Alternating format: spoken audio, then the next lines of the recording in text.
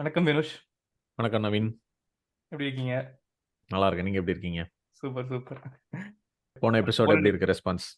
போன எபிசோடு ஆமா. ஆக்சுவலா நான் பயந்துட்டு இருந்தேன் போன எபிசோடு. என்ன மென்ஸ்ட்ருவேஷன் பத்தி பசங்களா பேசிருக்கீங்களேடா! அப்படின்னு யாராவது வந்து அசிங்கமா திட்டிருவாங்க அப்படின்னு நெனச்சுட்டு இருந்தேன்.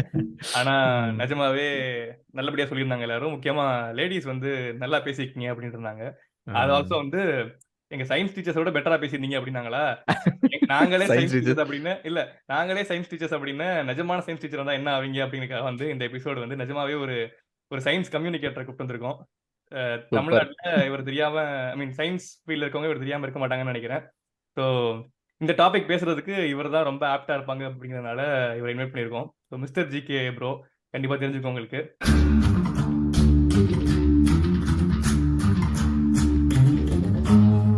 So welcome bro. நன்றி, நன்றி. வணக்கம். பெரிய பெரிய பில்டப்லாம் குடுக்க வேணாம். இல்ல பில்டப் இல்ல. நான் நிஜமாவே ஹானஸ்ட்டா சொல்லணும்னா எனக்கெல்லாம் சயன்ஸ் இன்ட்ரெஸ்ட் வந்தது அப்படின்னு பார்த்தீங்கன்னு வச்சுக்கோங்களேன், ஒரு லாஸ்ட் 3, 4 இயர்ஸ் முன்னாடி உங்க சேனல், அப்புறம் சயின்டிஃபிக் தமிழன்ஸ் சேனல் உங்களெல்லாம் பார்த்து தான் இந்த இன்ட்ரெஸ்ட் வந்தது. இப்ப நெறைய டாக்குமெண்ட்ரீஸா இருக்கட்டும், அ ம். புக்ஸா இருக்கட்டும், இதெல்லாம் வந்து படிக்கிறதுக்கான சஜஷன்ஸ் எல்லாமே உங்ககிட்ட இருந்து வந்ததுனால தான். ஸோ உங்க கூட இந்த எபிசோட் பேசுறது வந்து நிஜமாவே எங்களுக்கு வந்து ஒரு எப்படி சொல்றது பிளஷர். ரொம்ப ரொம்ப நல்ல நன்றி. ஃபீலிங். கால் சேகன் சொல்ற மாரி இந்த சயன்ஸ் மேல இன்ட்ரெஸ்ட் வந்து குழந்தை பொறந்த உடனே ஆரம்பிச்சுருமா. அது அழ ஆரம்பிச்சதுலருந்து ஒரு கேள்வி கேட்கறதுலருந்து மூன் ஏன் ரவுண்டா இருக்கு, புல் ஏன் பச்சையா இருக்குன்னு அதுக்கு அதோட சயன்ஸ் இன்ட்ரெஸ்ட் வந்து எல்லா குழந்தைங்களுக்கும் இருக்குமா. ஆனா அந்த 6 ம். வயசுலருந்து 7 வயசு இந்த ஸ்டடீஸ்குள்ள போகும்போது 10க்கு வெளில வரும்போது பார்த்தீங்கன்னா, அவங்க கம்ப்ளீட்டா அந்த கியூரியாசிட்டி இழந்துடுறாங்க அப்படின்னுவாரு. அந்த மாரி உங்களுக்குள்ள சயன்ஸ் இன்ட்ரெஸ்ட் வந்து பை பார்ன் எல்லாருக்குமே இருக்கு. நடுவுல அது மழுங்கி ம். போயிடுது. திரும்ப மேபி ம். இதனால துளிர் விட்டுருக்கலாம். அவ்வளவுதான். கரெக்ட். அந்த அந்த தூசு கரெக்ட். தட்டி வெளிய எடுத்து வந்ததுக்காக உங்களுக்கெல்லாம் நன்றி. ஆமா. கரெக்ட். ஆமா. ஆக்சுவலா நாங்க சூடோ சயன்ஸ்ன்னு ஒரு எபிசோட் பேசியிருந்தோம். ஃபர்ஸ்ட் சீசன்லயே ஆரம்பிச்ச ஒரு 5த் எபிசோடே பேசியிருந்தோம். ஓகே. அம் அப்புறம் ஏன் இன்னொரு டைம் பேசுறீங்க அப்படின்னு ஆடியன்ஸ் கேட்க வாய்ப்பு இருக்குது. இருந்தாலும் நாங்க ஓரளவு எப்படி ச இல்ல சயன்ஸ் எப்படி அப்டேட் ஆகுதோ, சூடோ சயன்ஸும் நெறைய அது மாரி டெய்லி அப்டேட் ஆயிட்டு இருக்கிறதால ஆமா. கேட்கலாம். கரெக்ட், நெறைய கரெக்ட். கன்டென்ட் புதுசு புதுசா வருது. அன்னைக்கு ஒரு எபிசோட்லாம் கவர் பண்ண முடியாது கண்டிப்பா. ஆமா. ஆல்சோ நாங்க ரொம்ப பேசிக்கா டச் பண்ணியிருந்தோம். நீங்க இன்னும் கொஞ்சம் கிளாரிட்டியா, டீடைல்டா பேசுவீங்க அப்படிங்கிறனால உங்கள இன்வைட் பண்ணியிருக்கோம். ஆனா சூடோ சயன்ஸ்ன்னு சர்ச் பண்ணா, இப்போ ஒரு ஆஸ்ட்ராலஜின்னு சர்ச் பண்ணா, ஒரு வீடியோ வந்து அத டீபங்க் பண்ணியிருக்கு அப்படின்னா, அதுக்கு 100 வீடியோ வந்து அத ஃபேவர் பண்ணியிருக்குது. ஸோ கண்டிப்பா அந்த தேவை இருந்துட்டே தான் இருக்கு. நம்ம அத பத்தி பேசணும் அப்படின்னு. ம். ஸோ ஆமா. எத்தன டைம் பேசினாலும் தப்பில்ல. உங்க உங்க சேனல் ஃபாலோ பண்ணவங்களுக்குலாம் தெரிஞ்சிருக்கும். எத்தன சூடோ சயன்ஸ்க்கு ஒவ்வொரு சூடோ சயன்ஸ்க்கு எத்தன வீடியோ தேவைப்படுது அப்படின்னு தெரிஞ்சிருக்கும். ஆமா. அதனால டீபங்க்டுன்னு ஒரு பிளேலிஸ்ட்டே பண்ணியிருக்கோம். அது இல்லாம அது பத்தலன்னு கொஞ்சம் கமர்ஷியலா ESPன்னு ஒரு பிளேலிஸ்ட் பண்ணியிருக்கோம்.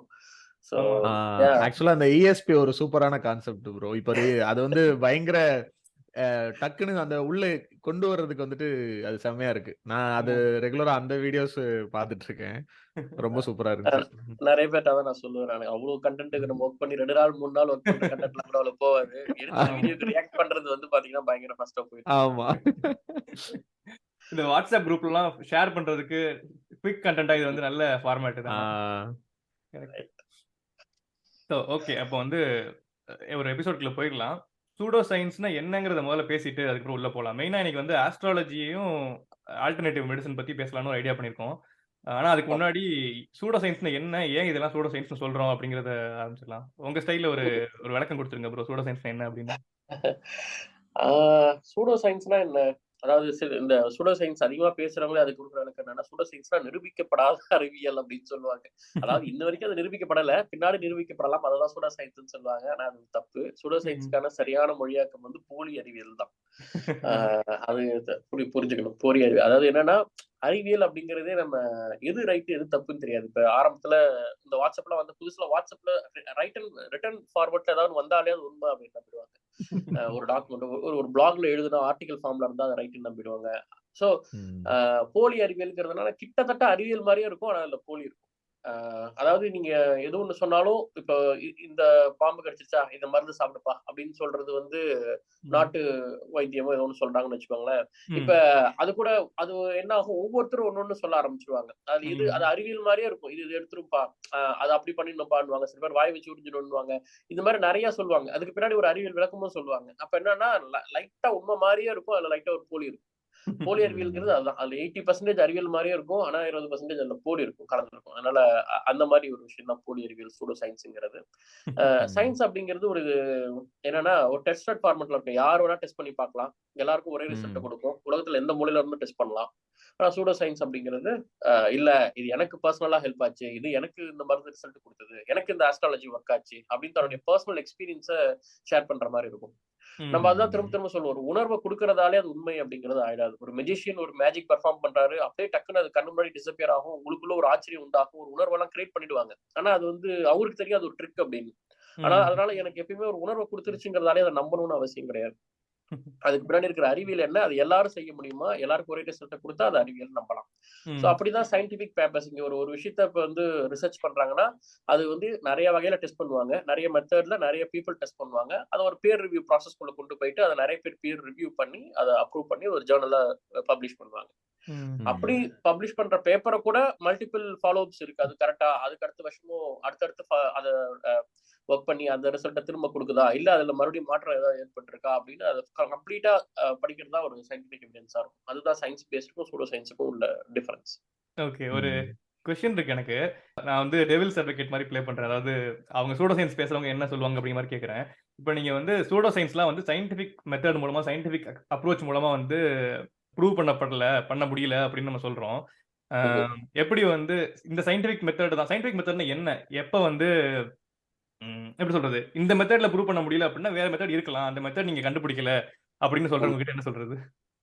அதான் இப்ப இன்னும் கண்டுபிடிக்காத மெத்தட நீங்க எப்படி கண்டுபிடிச்சீங்க ஆதாரபூர்வமா நம்புறீங்க? இப்ப நாங்க கண்டுபிடிக்கல, சரி ஓகே இந்த மெத்தட் வரல, வேற மெத்தட் மூலமா அது பண்ணா ஒர்க் ஆகும், அந்த மெத்தடே கண்டுபிடிக்கலன்னு சொல்றீங்க. அதாவது ஒருத்தர் கண்ணுக்கே தெரிய மாட்டாருன்னு சொல்றீங்க. ஆனா அவர் உங்க கணக்கு எப்படி தெரிஞ்சாருன்னு கேட்டா அந்த கேள்வி பதில் சொல்லணும்ல.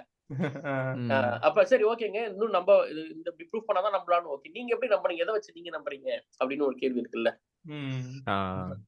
அப்படிதான் அது கேட்கணும். அதாவது எந்த ஒரு காரணமும் இல்லாம அவங்க பிலீவ் பண்ணுவாங்க, நம்ம ஒரு காரணத்தோட பிலீவ் பண்றோம்னு சொல்றோம், அவ்வளவுதான். ஒரு சயின்டிபிக் எவிடன்ஸ்ங்கிறது எப்படி எப்படி இருக்கணும்? இந்த ஃபால்சிஃபையபிள், ரிப்பீட்டபிள்லாம் சொல்லுவாங்கல்ல, என்னென்னலாம் ப்ரூவ் பண்ணா ஒரு ஒரு ஃபீல்ட் இருக்குது தெரியல, ஒரு ஆஸ்ட்ராலஜியே வச்சுக்கலாம். ஆஸ்ட்ராலஜியே என்னென்னலாம் பண்ணா அது ஒரு சயின்ஸ்னு ப்ரூவ் பண்ணலாம் ப்ரோ? ஓகே, ஃபர்ஸ்ட் ஆஸ்ட்ராலஜி சயின்ஸா ப்ரூவ் பண்ண வேண்டிய இடத்துல இருக்கிறவங்க அவங்க தான். ப்ரூஃப் ஆஃப் பர்டன் அவங்க சைட்ல தான் இருக்கு. யார் ஆஸ்ட்ராலஜி துறை எடுத்திருக்காங்களோ, யார் அதை பிலீவ் பண்றாங்களோ, யார் அதுக்கான எவிடன்ஸ் கொடுக்குறாங்களோ அவங்க தான் அதை ப்ரூவ் பண்ணணும் முதல்ல. இதுக்கு யாரோ ஒரு குழு உட்காந்துக்கிட்டு சயின்டிஸ்ட் தான் வந்து ப்ரூவ் பண்ணணும். சயின்டிஸ்டுக்கு வந்து இன்ன வரைக்கும் ப்ரூவ் பண்ணல, நீங்க ஆய்வு பண்ணலன்னு சொல்ல முடியாது. ஏன்னா அந்த துறையை சார்ந்தவங்க தான் பண்ணணும். அப்ப ஒரே கொஸ்டின் இருக்குது. இப்ப நான் சில பேர்ட்ட பேசிட்டு இருந்தப்ப என்ன சொல்றாங்கன்னா, சில மெத்தட்ஸ் எனக்கு ஒர்க் ஆகுது. இப்ப ஒரு எக்ஸாம்பிள் ஒரு எனர்ஜி ஹீலிங் வச்சுக்கோங்களேன். ரைக்கியா இருக்கட்டும், சப்ளிமினலா இருக்கட்டும், இதெல்லாம் நாங்க சயின்ஸ்னு சொல்லல. ஆனா இது வந்து எங்களுக்கு ஒர்க் ஆகுது. ஒர்க் ஆகுது, நாங்க பண்றோம். இது நீங்க தப்பு, இது சயின்ஸ் இல்ல, சூடோ சயின்ஸ்னு சொன்னா அதை நீங்க தானே ப்ரூவ் பண்ணணும். சயின்ஸ்னு ப்ரூவ் பண்ண வேண்டிய தேவை எங்களுக்கு இல்ல.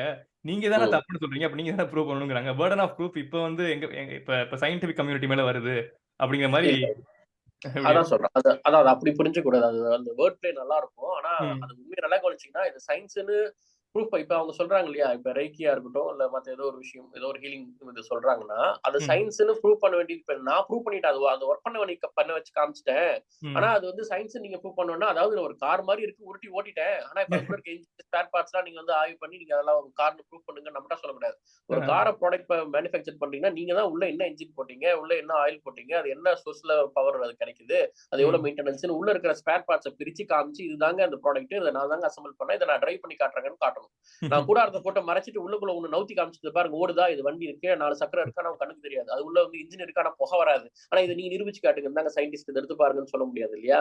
அப்ப அதுக்கான ஒண்ணு நீங்க நான் திரும்ப சொல்றது அதான், அனுபவபூர்வமாவோ உணர்வுபூர்வமாவோ என்னுடைய பர்சனலா நான் உணர்ந்துட்டேங்கிறதால அது அறிவியல்ல வந்துடாது. நான் ஏற்கனவே சொன்ன அந்த மெஜிஷியன் எக்ஸ்பெரிமெண்ட் மாதிரி நிறைய வகையில உங்களோட உணர்வுகளை தூண்ட முடியும். அந்த உணர்வுகள் திரும்ப அதே டைம் உங்களால திரும்ப கொண்டு வர முடியுமானா ரிப்பீட்டடா பண்ண முடியாது.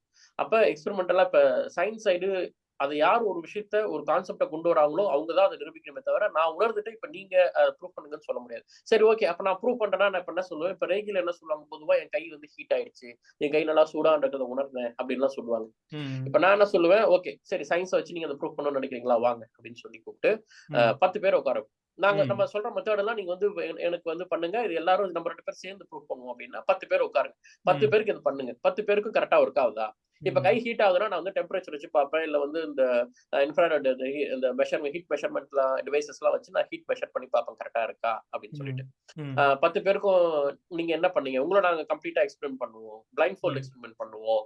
அதுலயே வந்து நம்ம வந்து எல்லா வகையான எக்ஸ்பெரிமெண்ட்டும் பண்ணி பார்ப்போம், 2 கேட்டகரியா பிரிப்போம், ஏ பின்னு வைப்போம் நம்ம அந்த மாதிரி அப்படின்னு சொல்லி நம்ம ஒரு ப்ராப்பரான சயின்டிபிக் எவிடன்சஸ்க்கு ஒரு கவுண்ட் எல்லாம் கொடுப்பாங்களே 200 300 அப்படின்னு சொல்லுவாங்க. சில இதெல்லாம் 10 பேர் 5 பேர்லாம் வந்து ஒரு ராங் கவுண்ட். நம்ம ஒரு வைடான ஒரு டீமை வச்சு பண்ணணும். ஸோ இந்த மாதிரியான ஒரு ஆய்வுக்கு உட்படுத்துற அதுக்குள்ள கொண்டு வந்து நம்ம அந்த எக்ஸ்பெரிமெண்ட்டை நம்ம பண்ணலாம். அதுக்கு அவங்க ஒத்துக்கிட்டு அவ்வளவு ஒரு 200 300 பேருக்கு பண்ற அளவுக்கு ஒரு பெரிய டீமா அவங்க அதெல்லாம் இறங்கி பண்ணாங்கன்னா நம்ம அது பண்றதுக்கு ரெடி.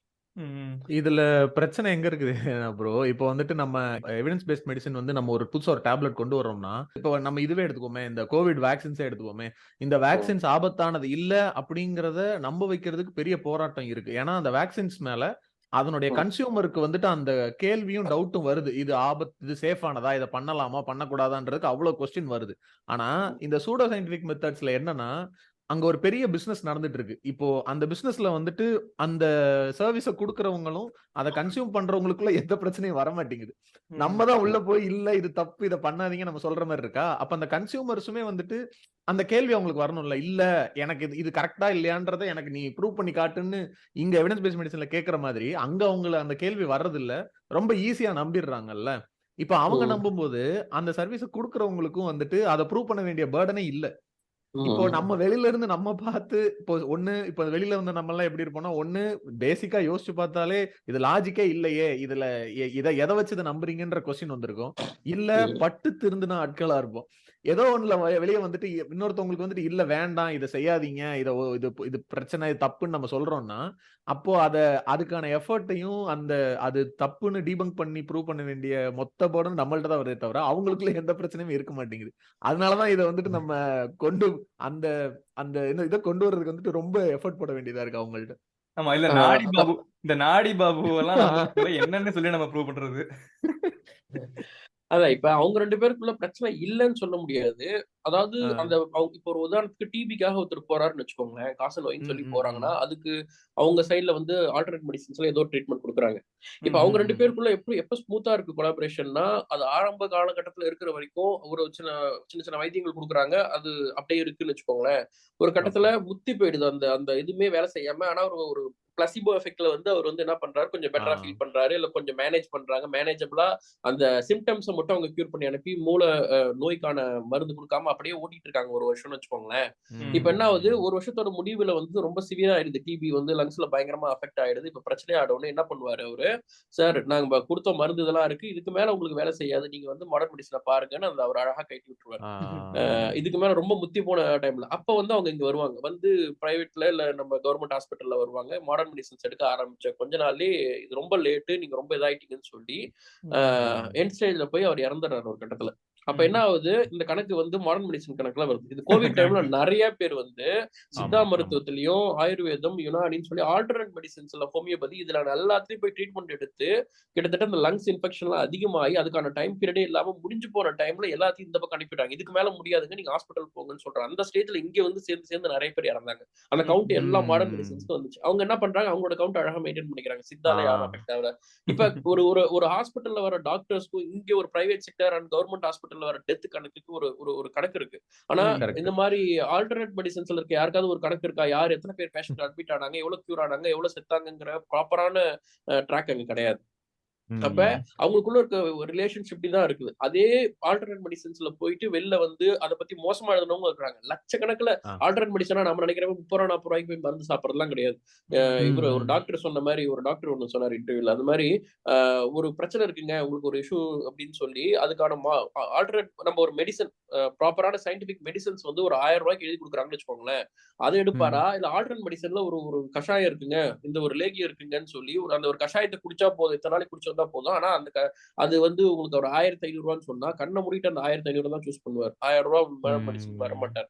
அப்ப அவங்க என்னன்னா இயல்பாகவே மக்களுக்கு தன் நேட்டிவா என்னுடைய நிலம் சார்ந்த ஏதோ ஒரு மருத்துவ குணம் இருக்கு இல்லையா, அது மேல அவங்களுக்கு கேள்வி கேட்காத ஒரு நம்பிக்கை வருது. அது ஆயுர்வேதமா இருக்கலாம், சித்தாவா இருக்கலாம், ஹோமியோபதி எக்ஸெப்ஷன். அது என்ன எதை வச்சு அவங்க ஹோமியோபதி, அதாவது எல்லாத்துக்கும் சொந்த நாடு சொந்த மருந்து நினைக்கிறாங்க. ஹோமியோபதி ஒரு ஜெர்மன் மருந்து, ஜெர்மன் நாட்டுக்கார சேர்ந்தவருக்கு மேல நம்ம மக்களுக்கு அதீத ஈடுபாடு வந்து அந்த அந்த மெடிசனுக்கு பயங்கரமா இல்ல ப்ரோ, கொடுப்பாங்க. அது மாத்திரை தெரிஞ்சாதானே மாத்திரை டேஸ்டா அது இருக்கிற தெரிஞ்சாதானே மாத்திரை. ஜெர்மன் மருந்து தெரிஞ்சாதானே இந்தியன் தான் நினைச்சிட்டு இருப்பாங்க.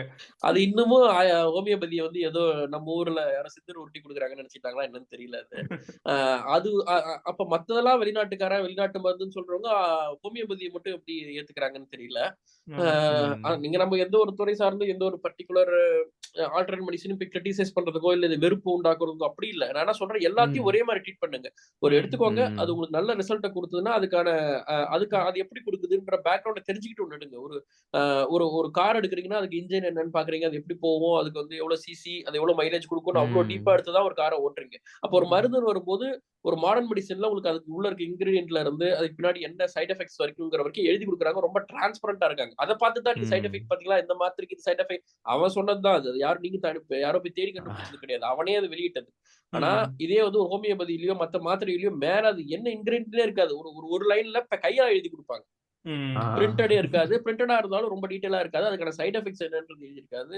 சித்தா ஆயுர்வேதில சுத்தம் இன்னும் அதுக்கான சைட் எஃபெக்ட்ஸ் எல்லாம் எதுவுமே போட மாட்டாங்க. அப்ப எல்லா மருந்துக்கும் சைட் எஃபெக்ட்ஸ் உண்டு. அதுக்கு சித்தாலே சொல்றாங்க, சித்தா டாக்டரே சொல்றாங்க சைட் எஃபெக்ட் எல்லாம் உண்டு. ஆனா மைல்டா இருக்கும், அதை விட கம்மியா இருக்கும், அது இதுன்னு சொல்றாங்களே தவிர அந்த சைட் எஃபெக்ட் என்னன்னு எந்த ஆல்டர்னேட் மெடிசனும் சொல்றது கிடையாது. ஒன்லி மாடர்ன் மெடிசன் தான் ரொம்ப டிரான்ஸ்பரண்டா அந்த விஷயத்துல இருக்கு. சோ அப்ப அதான் நீங்க கேட்ட கேள்விக்கு பதில் வந்து மத்த ஆல்டர்னேட் மெடிசன்ஸ் எல்லாம் சுமூகமா இருக்கும். ஏன்னா அவங்க வந்து பயமுத்துறது கிடையாது, உண்மையை சொல்றது கிடையாது. உண்மையை மறைச்சிடுறாங்க நிறைய விஷயத்துல. பிளாசிபோ எஃபெக்ட் கொடுத்து அந்த பிளாசிபோ எஃபெக்ட்லயே கொஞ்சம் கொஞ்சமா இதாயிட்டு ரொம்ப சிவியரான பேஷன்ஸை பத்தியே டீடைல்ஸ் நமக்கு வெளில வராததால அது எதுவும் ஸ்மூத்தா இருக்க மாதிரி தெரியுது. ஆனா அங்கேயும் ஒர்க் அவுட் ஆகாம நிறைய மாடர்ன் மெடிசன் லேட்டரா வந்து ஜாயின் ஆனவங்க, நம்ம லிவர் டாக்டர் எல்லாம் இருக்காரு இல்லையா ட்விட்டர்ல, அவர் ஷேர் பண்றதெல்லாம் பாத்தீங்கன்னா எவ்வளவு கிரிட்டிக்கல் கண்டிஷன்ஸ்ல கடைசி ஸ்டேஜஸ்ல ஹோமியோபதி, ஆயுர்வேதா, சித்தா எல்லாம் போயிட்டு பாருங்க இந்த மருந்து கொடுத்தா உங்களுக்கு என்ன மாதிரி எஃபெக்ட் ஏற்படுத்திருக்கு. கபசுரன் குடிநீர் குடிச்சு வயிறு உப்புசமாயி பாதிக்கப்பட்டு வந்தவங்களையும் இருக்கு. சித்தா ஆயுர்வேதால ஏதோ சாம்பல் மாதிரி என்னமோ கண்ட மருந்தெல்லாம் கொடுத்து அது எவ்வளவு அஃபெக்ட் ஆயிருக்குங்கிறதா லிவர் டாக்டர் அவருடைய ட்விட்டர் பேஜை ஃபாலோ பண்ணுங்க, லிவர் டாக்டர்னு இருப்பாரு. அவ்வளவு டீட்டெயிலா மெடிக்கல் சார்ந்த நிறைய விஷயங்களை எவிடன்ஸோட போஸ்ட் பண்ணுவாரு. அதெல்லாம் அவங்க தான் பேசுறாங்க. இவங்க துறையில யாரும் வெளில பேசாதாலும் நமக்கு தெரியுது. நம்ம மக்கள்கிட்ட வந்துட்டு ஜென்ரலா இந்த கெமிக்கல்ன்ற வார்த்தையே கெட்டதுன்ற ஒரு ஃபீல் இருக்குல்ல. இப்போ வந்துட்டு இந்த எவிடன்ஸ் பேஸ்ட் மெடிசன் ஏன் வரமாட்டாங்க அப்படின்னா அது வந்துட்டு கெமிக்கல் அப்படின்றாங்க.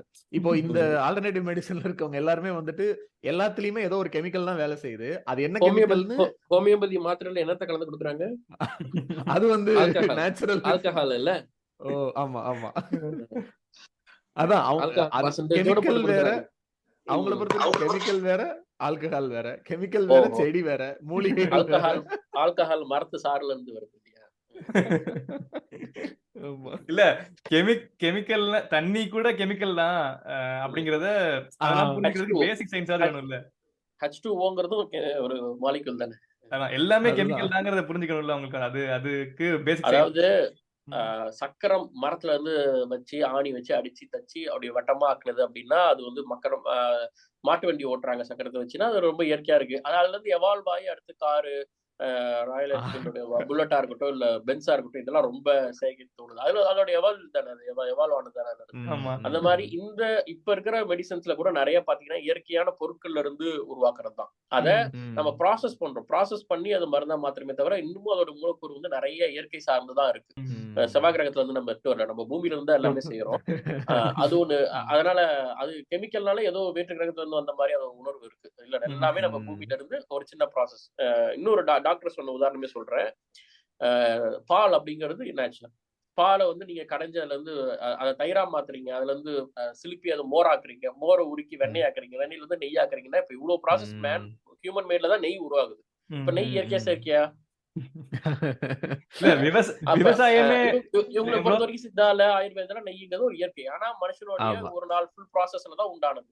அப்ப தன்னோட தேவைக்கு நம்ம வந்து எதையுமே மேனுவலா ஒண்ணு பண்ணி அது இயற்கைன்னு சொல்றோம். அதே மாதிரி ஒரு சில அது கொஞ்சம் அட்வான்ஸ்டான எந்த ஒரு தீங்கும் விளைவிக்காத ஒரு ப்ராசஸ்ல தான் ஒரு மாத்திரைங்கிறது உருவாகும். இதே ப்ராசஸ் தான்.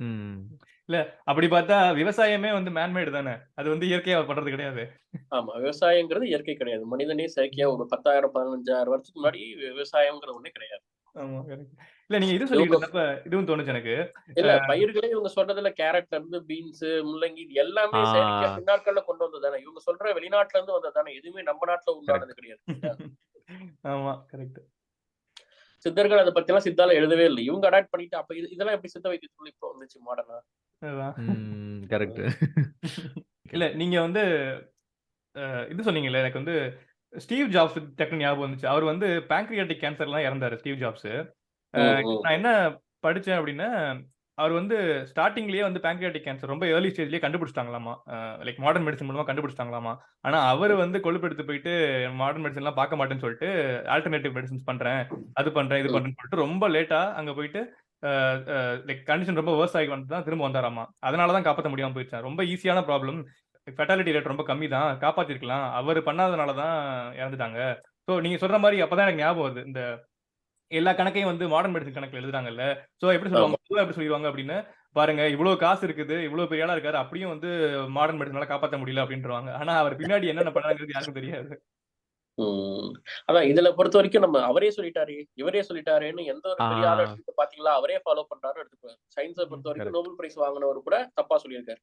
ம். எய்ட்ஸ் இல்ல, எய்ட்ஸ்ங்கிறது பொய்ன்னு பேசியிருக்காரு. அதனால இங்க யாரு என்ன அதான் அப்போ மாறுதாங்க எவ்வளவு பெரிய சயின்ஸ் ஆளு தப்பு தானே. நோபல் பிரைஸ் வாங்குறது தப்பா சொல்றாருல்ல. அப்படி அதான் சொல்றேன். மனிதர் சயின்ஸ்ங்கிறது ஒரு பெர்சன பொறுத்தோ, ஒரு விஐபி பொறுத்தோ, அப்படி ஒரு பெரிய ஆள ம், பொறுத்து கிடையாது. சயின்ஸ்ங்கிறது இவங்க எல்லாரையும் தவிர்த்துட்டு தனியா இயங்கக்கூடியது. Evidence based. ம், அதனால ம். தான் நிலைச்சிருக்கு. ம். நம்ம இப்போ கிட்டத்தட்ட வினுஷ் நம்ம நம்ம ஆல்டர்னேட்டிவ் மெடிசின்ஸ்குள்ளேயே டைரக்ட்டா போயிட்டதுனால, அத டச் பண்ணிட்டு அப்புறம் ஆ லாஸ்ட்டா அடுத்து வந்து ஆஸ்ட்ராலஜி வந்துக்கலாமா? ஏன்னா ஆமாமா. இவ்ளோ அப்படியே இதிலயே கன்டின்யூ பேச பண்ணலாம். ஆரம்பிச்சுட்டோம். ம். இல்ல அதான் இப்போ நம்ம பேசிட்டு இருந்தப்ப இந்த கோவிட் டைம்லலாம் வந்துட்டு இப்போ அந்த ஆல்டர்னேட்டிவ் மெடிசின்ஸ் எல்லாரும் தேடி போயிட்டு லாஸ்ட்டா மாடர்ன் மெடிசின்ஸ் வர்றாங்க அப்படின்னு பேசிட்டு இருந்தோம்ல. இப்ப கவர்ன்மெண்ட்டே வந்து அத பயங்கரமா என்டோஸ் பண்ணாங்கல்ல. இப்போ அது வந்து இப்ப அதோட ரெஸ்பான்சிபிலிட்டி வந்து கவர்ன்மெண்ட் எடுத்துக்கிறது இல்ல. இப்ப ஈவன் நம்ம ஒரு மினிஸ்ட்ரியே வச்சிருக்கோம். இப்போ அந்த கபசுர குடிநீரா இருக்கட்டும், இல்ல இன்னொன்னு ஒரு ஒரு சொல்லுவாங்களே, ஏதோ ஒரு இதே மாரி ஒரு குடிநீர் வந்து நிலவேம்பா? எல்லா இடத்துலயும் நிலவேம்பு. நிலவேம்பு கசாயம் இந்த மாரிலாம் கவர்ன்மெண்ட் சப்ளை பண்ணும்போது, அதுல வந்துட்டு அவங்க அந்த ரெஸ்பான்சிபிலிட்டி எடுத்துக்கிறணும்ல கவர்ன்மெண்ட். ஏன்னா, இப்போ எனக்கு தெரிஞ்செல்லாம் நெறைய பேர் எப்படி பண்றாங்கன்னா, இப்போ கபசுர குடிநீர வந்துட்டு சஜெஸ்ட் பண்றவங்களே என்ன சொல்லுவாங்கன்னா, லைக் வீக்லி ஒன்ஸோ இல்ல 15 டேஸ்க்கு ட்வைஸ் அந்த மாரி தான் ஏதோ சொல்லுவாங்க. இப்ப எங்க வீட்ல இருக்கவங்கலாம் என்ன பண்ணுவாங்கன்னா, டெய்லி காலையில ஒரு டம்ளர் காய்ச்சி குடின்னுவாங்க. காலையில குடிச்சேன் அப்படின்னு சொன்னா, பரவால்ல இது என்ன கசாயம் தானே திரும்ப ஒரு தடவ குடின்னு ஒரு 5 மணி நேரத்துக்கு அப்புறம் திரும்ப குடுப்பாங்க. அந்த ம். மாரி அதிகமா குடுக்கறதுனாலயே நெறைய பாடியில சைட் எஃபெக்ட்ஸ் வருது. இப்ப இந்த வாழைத்தண்டு சூப்லாம் சொல்லுவாங்க. இந்த உடம்புல இந்த இது கிட்னி ஸ்டோன். கிட்னி ஸ்டோன்ஸ்க்குலாம் சொல்லுவாங்கல்ல. வாழைத்தண்டு சூப் வந்துட்டு அது ரொம்ப ரெகுலரா குடிக்கக் கூடாது. அது குடிச்சா என்ன ஆகும்னா, பயங்கரமா பாடி டீஹைட்ரேட் ஆயி ஃபுல்லா இதாயிரும். நம்மளுக்கு வீக் ஆயிருவோம். ஆனா, அது அத குடிச்சா அது கொஞ்சம் அந்த ஸ்டோன்ஸ்க்கு வந்துட்டு அது ஒர்க் ஆகும்ன்றது ஓகே தான். ஆனா, அதுக்குன்னு அதுலயும் ஒரு அளவு இருக்கு. இப்ப இந்த கெமிக்கல்ன்னு வர்றப்போ பயப்படுறவங்க வந்துட்டு அதாவது கெமிக்கல் இன் த சென்ஸ் அவங்க சொல்ற டெர்ம்ல சொல்றேன் நானு. அப்படி வரும்போது பயப்படுறவங்க, இந்த மாரி கசாயம் இந்த மாரி வந்துட்டா, அதுல வந்துட்டு லிமிட்டோ, அதுல சைட் எஃபெக்ட் இருக்குன்றத கான்ஷியஸா யோசிச்சோ பண்றதில்ல. எல்லாமே நல்லதுதான்ற ஒரு மனநிலை இருக்கிறதுனாலயே இந்த ஆல்டர்னேட்டிவ் மெடிசின்ஸ வந்துட்டு ஈஸியா வித்துற முடியுது. அதுல என்ன சிக்கல் இருக்குன்னா, இப்ப பொதுவான மித்து ஒண்ணு இருக்குல்ல. தண்ணி குடிங்க நெறையா அப்படின்னு சொல்லுவாங்க. எழுதுங்க நெறைய குடிங்க, ம். நெறைய குடிங்க. எவ்வளோ முடியுமோ குடிங்க அப்படிங்கிறது தப்பு தானே. தண்ணி அதிகமா குடிச்சாலும் ஆபத்து தான். அப்ப ம். எந்த ம். அளவு ம். தண்ணி குடிக்கணும் அப்படின்னு ஒரு லிமிட் இருக்கு. அப்ப 1 லிட்டர் குடுங்க. எப்படி 5 வயசு பையனும் 1 லிட்டர் குடிக்கணும், 50 வயசு ஆளும் 1 லிட்டர் குடிக்கணுமான்னு கிடையாது. அப்ப இதெல்லாம் ம். பொதுவான டெர்ம் இருக்கு இல்லையா?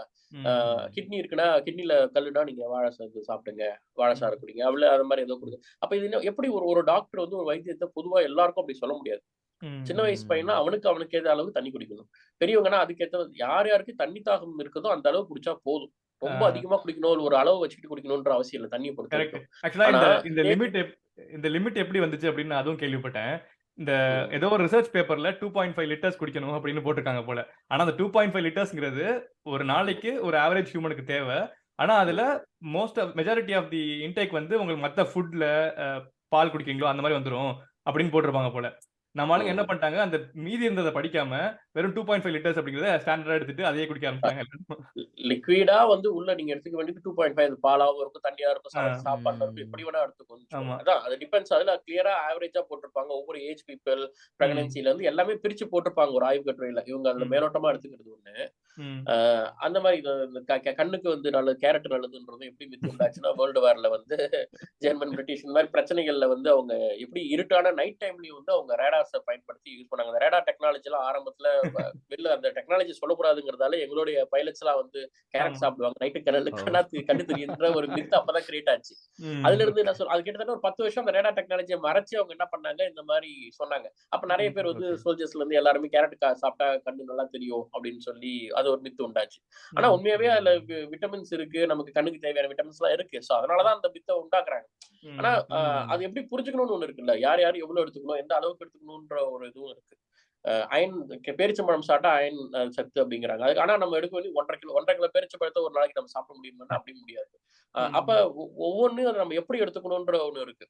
கல் இருக்குன்னா அது டாக்டர் பார்த்து இது வந்து மருந்துல கரைக்கலாமா, இல்ல சாப்பாட்டுலயே இது கரையுமா, இல்ல எப்படிங்கறத அவரு அனலைஸ் பண்ணி பார்த்துட்டு டயக்னோஸ் பண்ணிட்டு தான் வந்து அதை சொல்லணுமே தவிர எல்லாரும் எடுத்துக்கோங்கன்னா அப்படி அந்த நம்ம வாய் வழி வைத்தியத்துல இருக்க பிரச்சனை என்னன்னா, போற போக்குல ஒவ்வொருத்தரும் ஒன்னொன்னு இந்த அட்வைஸ் ஈஸியா சொல்ற மாதிரி மருத்துவம் ஈஸியா சொல்றாங்க வாயால.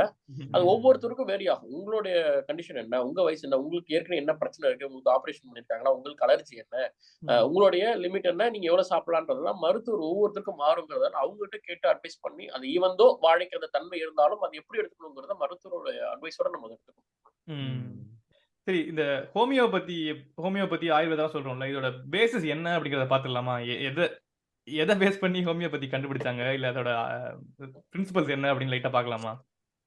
ஹோமியோபதிங்கிறது அதுதான். அந்த ஹோமியோ அப்படிங்கறதே என்ன, ஹோமியோன்னு சொல்றாங்க. அப்புறம் மாடர்ன் மெடிசன் அவங்க சொல்றது 2 டேர்ம்ல சொல்லுவாங்க இல்லையா, அலோபதின்றாங்க, ஹோமியோபதி அப்படின்றாங்க. ஹோமியோனாலே நமக்கு தெரியும், ஹோமியோனாலே சிங்கிள், அலோ அப்படின்னாலே மல்டிபிள் அப்படிங்கிறது நமக்கு தெரியும். ஒரே வழியில ஹேண்டில் பண்றது ஹோமியோபதிங்கிறதுனா எந்த நோய் வந்ததோ அதாலேயே ட்ரீட்மெண்ட் பண்றதுதான் ஹோமியோ, சிங்கிள் வேல ஹேண்டில் பண்றது. இதே அலோபதினா மல்டிபிள் வேஸ்ல நம்ம அதுக்கு ஆல்டர்னேட்டா வேற மாதிரி பண்றது. சோ அவங்க என்ன சொல்றாங்கன்னா, ஹோமியோனா இப்ப பாம்பு கடிச்சதுன்னா பாம்போட விஷம் அந்த இதுல இருந்து ட்ரீட்மெண்ட் பண்ண ட்ரை பண்றது. ஜுரம் வந்ததுன்னா அந்த எதனால வந்ததோ அந்த மாதிரி சிங்கிள் வேல ஹேண்டில் பண்ற ஒரு மெத்தட் அது. அப்படிதான் அது. அந்த மாதிரி மருந்து எடுத்து ட்ரீட் பண்றது, அது முள்ளால் எடுக்கிற மாதிரின்னு சொல்லுவாங்க. பட் அதுல சில பர்சன்டேஜஸ் ஒர்க் ஆகும், மத்ததெல்லாம் நிறைய வந்து அபத்தமா இருக்கும். அந்த மாதிரி அது அப்படிதான் உருவானது அந்த ஆரம்பத்துல. அந்த காலகட்டத்துல பாத்தீங்கன்னா, நோய் உடம்புல இருக்கு, கெட்ட ரத்தம் அப்படின்னு சொல்லி உடம்பு கீழ்ச்சி ரத்தத்தெல்லாம் வெளில கொட்டிடுவாங்க. பாதி உங்களுக்கு வந்து பாதி பிரச்சனை வந்து இந்த ரத்தம் வெளில போறதுலயே சரியாயிடும் அப்படின்னு சொல்லி சில டெக்னிக் எல்லாம் இருக்கும். அப்ப ஒவ்வொரு காலகட்டத்திலயும் ஒவ்வொரு டெக்னிக் இருக்கும். அப்ப ஹோமியோபதி உண்டாகும் பொழுது என்ன ஆகுது அப்படின்னா, இந்த மாதிரி நிறைய டெக்னிக்ஸ் இருக்கு அப்படின்னும் மக்களை துன்புறுத்தி டார்ச்சர் பண்ணி தான் வந்து நிறைய மெத்தட்ஸ் இருந்தது. அப்ப அறிவியல் வளர்ச்சி இல்ல. ஆரம்ப கட்டத்துல ரத்தத்தை வெளில எடுக்கிறது, தலையில வந்து ஓட்ட போடுறது, ட்ரில் பண்றது, அது இதுன்னு சொல்லி உடம்புல இருக்கிற கெட்டதை வெளில எடுக்கிறேன்னு ரொம்ப கொடூரமான டார்ச்சர் மெத்தட்ஸ் அப்ப ரொம்ப ப்ராப்பரா மெடிசன் இல்லாத டைம்ல இருக்கும்போதுதான் ஒரு வந்து அதுல இருந்து பாதுகாக்கக்கூடிய ஒரு ஏஞ்சலா வந்தவர் தான் சாமுவேல் தான் வந்து என்ன பண்றாரு, இவ்வளவு கொடூரமா வேணாம், கையெல்லாம் கீறாங்க, இதெல்லாம் பண்றாங்க, நான் சிம்பிளா வந்து உங்க இனிப்பு மாத்திர மாதிரி உண்டாக்குறேன்னு சொல்லிதான் அந்தந்த பிரச்சனைக்கு இப்படி வரும்போது மக்கள் அப்பா இதுக்கப்புறம் வழியில இருந்து தப்பிக்கிற ஒரு பெரிய சொல்யூஷன் கிடைச்சிருச்சு அப்படின்னு சொல்லிட்டு அவர் என்ன பண்றாரு, இந்த மாதிரி ஈஸியான மெத்தடுக்கு மாறுறாங்க. அந்த டைம்ல உண்மையாகவே அந்த மெடிக்கல் கண்டிஷன்ஸை பார்க்கும்பொழுது இது பெட்டரா இருக்கிறதால இது வந்தாங்க. ஆனா அது எப்படி வேலை செய்யலையோ அதே மாதிரி இதுவும் சில சமயங்கள்ல ஆரம்பத்துல வேலை செய்யலைங்கிறது ஒரு உண்மை. அப்படிதான் ஹோமியோபதிங்கிறது அந்த காலகட்டத்தோட நம்ம ஒத்து பார்க்கணும். 1700களோட எண்டுல 1800 பாத்தீங்கன்னா அந்த டைம்ல இருந்த மெடிசன்ஸை கம்பேர் பண்ணும்போது மெத்தட் வந்து கொஞ்சம் சிம்பிளா மக்களுக்கு வழி இல்லாத ஒரு இதுவா இருக்கிறதால இது நிறைய பேர் ஹோமியோபதி அப்படிங்கறத எடுக்க ஆரம்பிச்சாங்க. ஒரு ப்ராசஸ் டைலூஷன் அப்படிங்கிற ஒரு மெத்தட் தான். அந்த ஆல்கஹால் இதுல கரைசல்ல எவ்வளவுக்கு எவ்வளவு மருந்து டைலூட் பண்றோமோ அந்த அளவுக்கு அது வீரியமா இருக்கும் அப்படிங்கறது ஹோமியோபதியோட கான்செப்ட். பட் ஆனா அறிவியல நமக்கு தெரியும், பால்ல எந்த அளவுக்கு தண்ணியை ஊத்தி தண்ணியை கலக்குறோமோ அந்த அளவுக்கு அது வீரியமா இருக்குங்கிறது எவ்வளவு அறிவியலுக்கு எதிரானதோ. பட் ஆனா அவங்க வந்து அதை அப்படிதான் சொல்றாங்க. சில மருந்துகள்லாம் பாத்தீங்கன்னா ரொம்ப கரைசல்ல அதோடைய ஆட்டம், சிங்கிள் ஆட்டம் கூட அதுல எக்ஸிஸ்ட் ஆகாது, ஆனாலும் அந்த மருந்து அது இருக்கு. ஏன்னா தண்ணிக்கு வந்து மெமரி பவர் இருக்கு அப்படிங்கிறது தான் அவங்களுடைய பேஸ் கான்செப்ட். அதை பேஸ் பண்ணி நிறைய வந்தாங்க. இப்ப நமக்கு மாடர்ன் சயின்ஸ்ல தெரியும் தண்ணீருக்கு எந்த ஒரு மெமரி கான்செப்டும் கிடையாது அப்படின்னு. இப்ப வீரியத்தை அவங்க அந்த அளவுக்கு வீரியத்தை குறைக்காம இன்னும் கொஞ்சம் கரைசல்ல மாற்றம்லாம் ஏற்படுத்தி இல்ல அதோட கெமிக்கல் காம்பவுண்ட் இருக்கிற மாதிரி பார்த்துட்டு பண்றோம் அப்படிங்கிற மாதிரி நிறைய மாற்றங்கள் கொண்டு வராங்க. பட் ஹோமியோபதி ஆரம்பம் இப்படிதான் அந்த ஸ்டேஜ்ல தான் உருவாச்சு. அதுக்கு அந்த டைலூஷன் சொன்னீங்கல்ல, ஏதோ ஒரு சேனல்ல பாத்துட்டு இருந்தப்ப சொல்லிட்டு இருந்தாங்க, சயின்ஸ் இஸ் டோப் சேனல்ல நினைக்கிறேன். சொல்லிட்டு இருந்தாங்க, homeopathy has no side effects because it has no effects அப்படின்ட்டு இருந்தாங்க. ஆமா, அதுல இது மருந்து ஜேம்ஸ் இருந்தா ராண்டியே அதுக்கு பிரச்சனை சொன்னது. வரும். ஜேம்ஸ் ராண்டியே சொன்ன டயலாக் தான் அது. அப்படியா? ஆரம்பத்துல இருந்து ஆமா. ஓகே. சைட் எஃபெக்ட்டே கிடையாது. ஏன்னா அதுல மருந்தே கிடையாதுங்கிறது தான். ஓகே. கரெக்ட். ஜேம்ஸ் ராண்டி வந்து இந்த மாரி ஒரு ஒரு ஸ்பீச் குடுப்பார். டெட் டாக்ன்னு நெனைக்கிறேன். அந்த டாக்ல வந்து வாயில ஹோமியோபதி போட்டுக்கிட்டு பத்தி எல்லாத்தையும் அ ஃபர்ஸ்ட் மாத்திரைய வாயில போட்டுட்டு ஆரம்பிப்பாரு. ஆரம்பிச்சுட்டு முடிவுல தான் சொல்லுவாரு அது என்னன்னு. ஆமா. நான் ஸ்லீப்பிங் பில் சாப்பிட்டுட்டு இருந்தேன். ஸ்லீப்பிங் பில் சாப்பிட்டு தான் ஒரு 1 தான் சாப்பிடணும்னு சொல்றாங்க. நான் ஒரு 30 ஸ்லீப்பிங் பில் சாப்பிட்டு தான் வந்து இந்த ஸ்பீச்சே குடுத்துருக்கேன். இன்னும் தூக்கம் வரல பாருங்க அப்படின்னு சொல்லி. அந்த எஃபெக்ட் ஆமா. இல்ல அப்படின்னு. ஆமா. அந்த லெக்சரோட ஆரம்பத்துல முதல்ல ஒரு டப்பா நெறைய எடுத்து வாயில போட்டுப்பாரு. போட்டுட்டு அந்த லெக்சர ஃபுல்லா எடுத்து முடிச்சுட்டு ஹோமியோபதினா என்ன? அது ஏன் பொய்? அப்படின்லாம் சொல்லிட்டு கடைசியா பாருங்க ஆரம்பத்துல தூக்க மாத்திரைன்னு ஒண்ணு குடுத்தாங்க. நான் ஃபுல்லா சாப்பிட்டேன். இதுவரைக்கும் ம். எனக்கு தூக்கம் வரல அப்படின்னு சொல்லி அத ப்ரூவ் பண்ணுவாரு. கரெக்ட். இந்த சஃபிஷியன்ட் ரிசர்ச் இருக்கா? இது ஹோமியோபதி வந்து அ எப்படி சொல்றது? பிளசிபோவோட பெட்டரா இருக்கு அப்படின்னு ப்ரூவ் பண்றதுக்கான ரிசர்ச் எதுவும் இருக்கா ப்ரோ? ஆ இல்ல இப்ப வரைக்கும் அவங்க அந்த மாரி சப்மிட் பண்ணல. இப்ப ரீசென்ட்டா நெறைய சேஞ்சஸ் பண்ணியிருக்கிறதா சொல்றாங்க. நாங்க நெறைய சப்மிட் பண்றோம் அப்படின்லாம் சொல்றாங்க. ம். நமக்கு தான் தெரியும்ல. இப்ப ஜேம்ஸ் ராண்டியே பார்த்தீங்கன்னா, ரிசர்ச் பண்ணும்போது இது இது பண்ணியிருக்காரு. பிளைண்ட் ஃபோல்ட் எஃபெக்ட்ல இருந்து பிளசிபோல இருந்து இந்த ம். அ ஹோமியோபதிய தீவிரமா ப்ரூஃப் பண்ணணும்னு அந்த டைம்ல பண்ணும்போது, ஜேம்ஸ் ராண்டி பீரியட்லயே ஐ திங்க் 80ஸ், 90ஸ்லயே வந்து இதுக்காக லேப்லாம் செட் பண்ணி குடுத்து, உங்களுக்கு ம். தெரியும் ஒரு ஒரு ஒரு ஒரு மருந்த ப்ரூஃப் பண்ணணும்னா, அதுக்கான லேப் எக்யூப்மென்ட்ஸ் எல்லாம் எவ்வளவு கிளீனா இருக்கணும். அது எப்படி ம். 2 செட்டா பிரிக்கணும். பிளைண்ட் ஃபோல்ட் எது ம். இருக்கணும். ம். பிளசிபோ எப்படி இருக்கணும். அதுக்கான ஆட்கள் எப்படி சூஸ் பண்ணுவாங்க. பிரெக்னன்சி பீப்பிள், வயசானவங்க, சின்ன ஆட்கள், ம். அந்த மாரிலாம் பண்ணுவாங்க. அதெல்லாம் பண்ணி அப்பவே ட்ரை பண்ணாங்க அதெல்லாம். ம். அப்பவே ஒரு ரிசல்ட்ஸ் ஃபெயில்டுன்னு அந்த டைம்ல வந்துருச்சு. அவங்களால ப்ரூவ் பண்ண முடியல. ராண்டி ம். பீரியட்லயே. ம். ஆ. அவர்கிட்ட எனக்கு என்ன பிடிச்சிருந்துச்சு அப்படின்னா, அவர் வந்து ம். டீபங்கர்ன்னு என்னை சொல்லிக்க எனக்கு பிடிக்காது. நான் வந்து ம். இன்வெஸ்டிகேட்டர். அ ம். நான் வந்து இத டிஸ்ப்ரூவ் பண்றதுக்கு ட்ரை பண்ணல எதையுமே. ஈவன் பாராநார்மல் ஆக்டிவிட்டி கூட டிஸ்ப்ரூவ் பண்ண ட்ரை பண்ணல. அதுல உண்மை ப்ரூவ் இருக்கான்னு ட்ரை பண்ணதான் பண்ணிட்டு ரேஷனல் மெத்தட்ஸ் ட்ரை பண்றேன் அப்படின்னு சொல்லி ம். சொல்றாரு. அது நல்லா இருந்துச்சு ஆக்சுவலா. ம். ஆமா, ஆமா. ஒரு மெஜிஷியன் அவரு ஆக்சுவலா. ம்.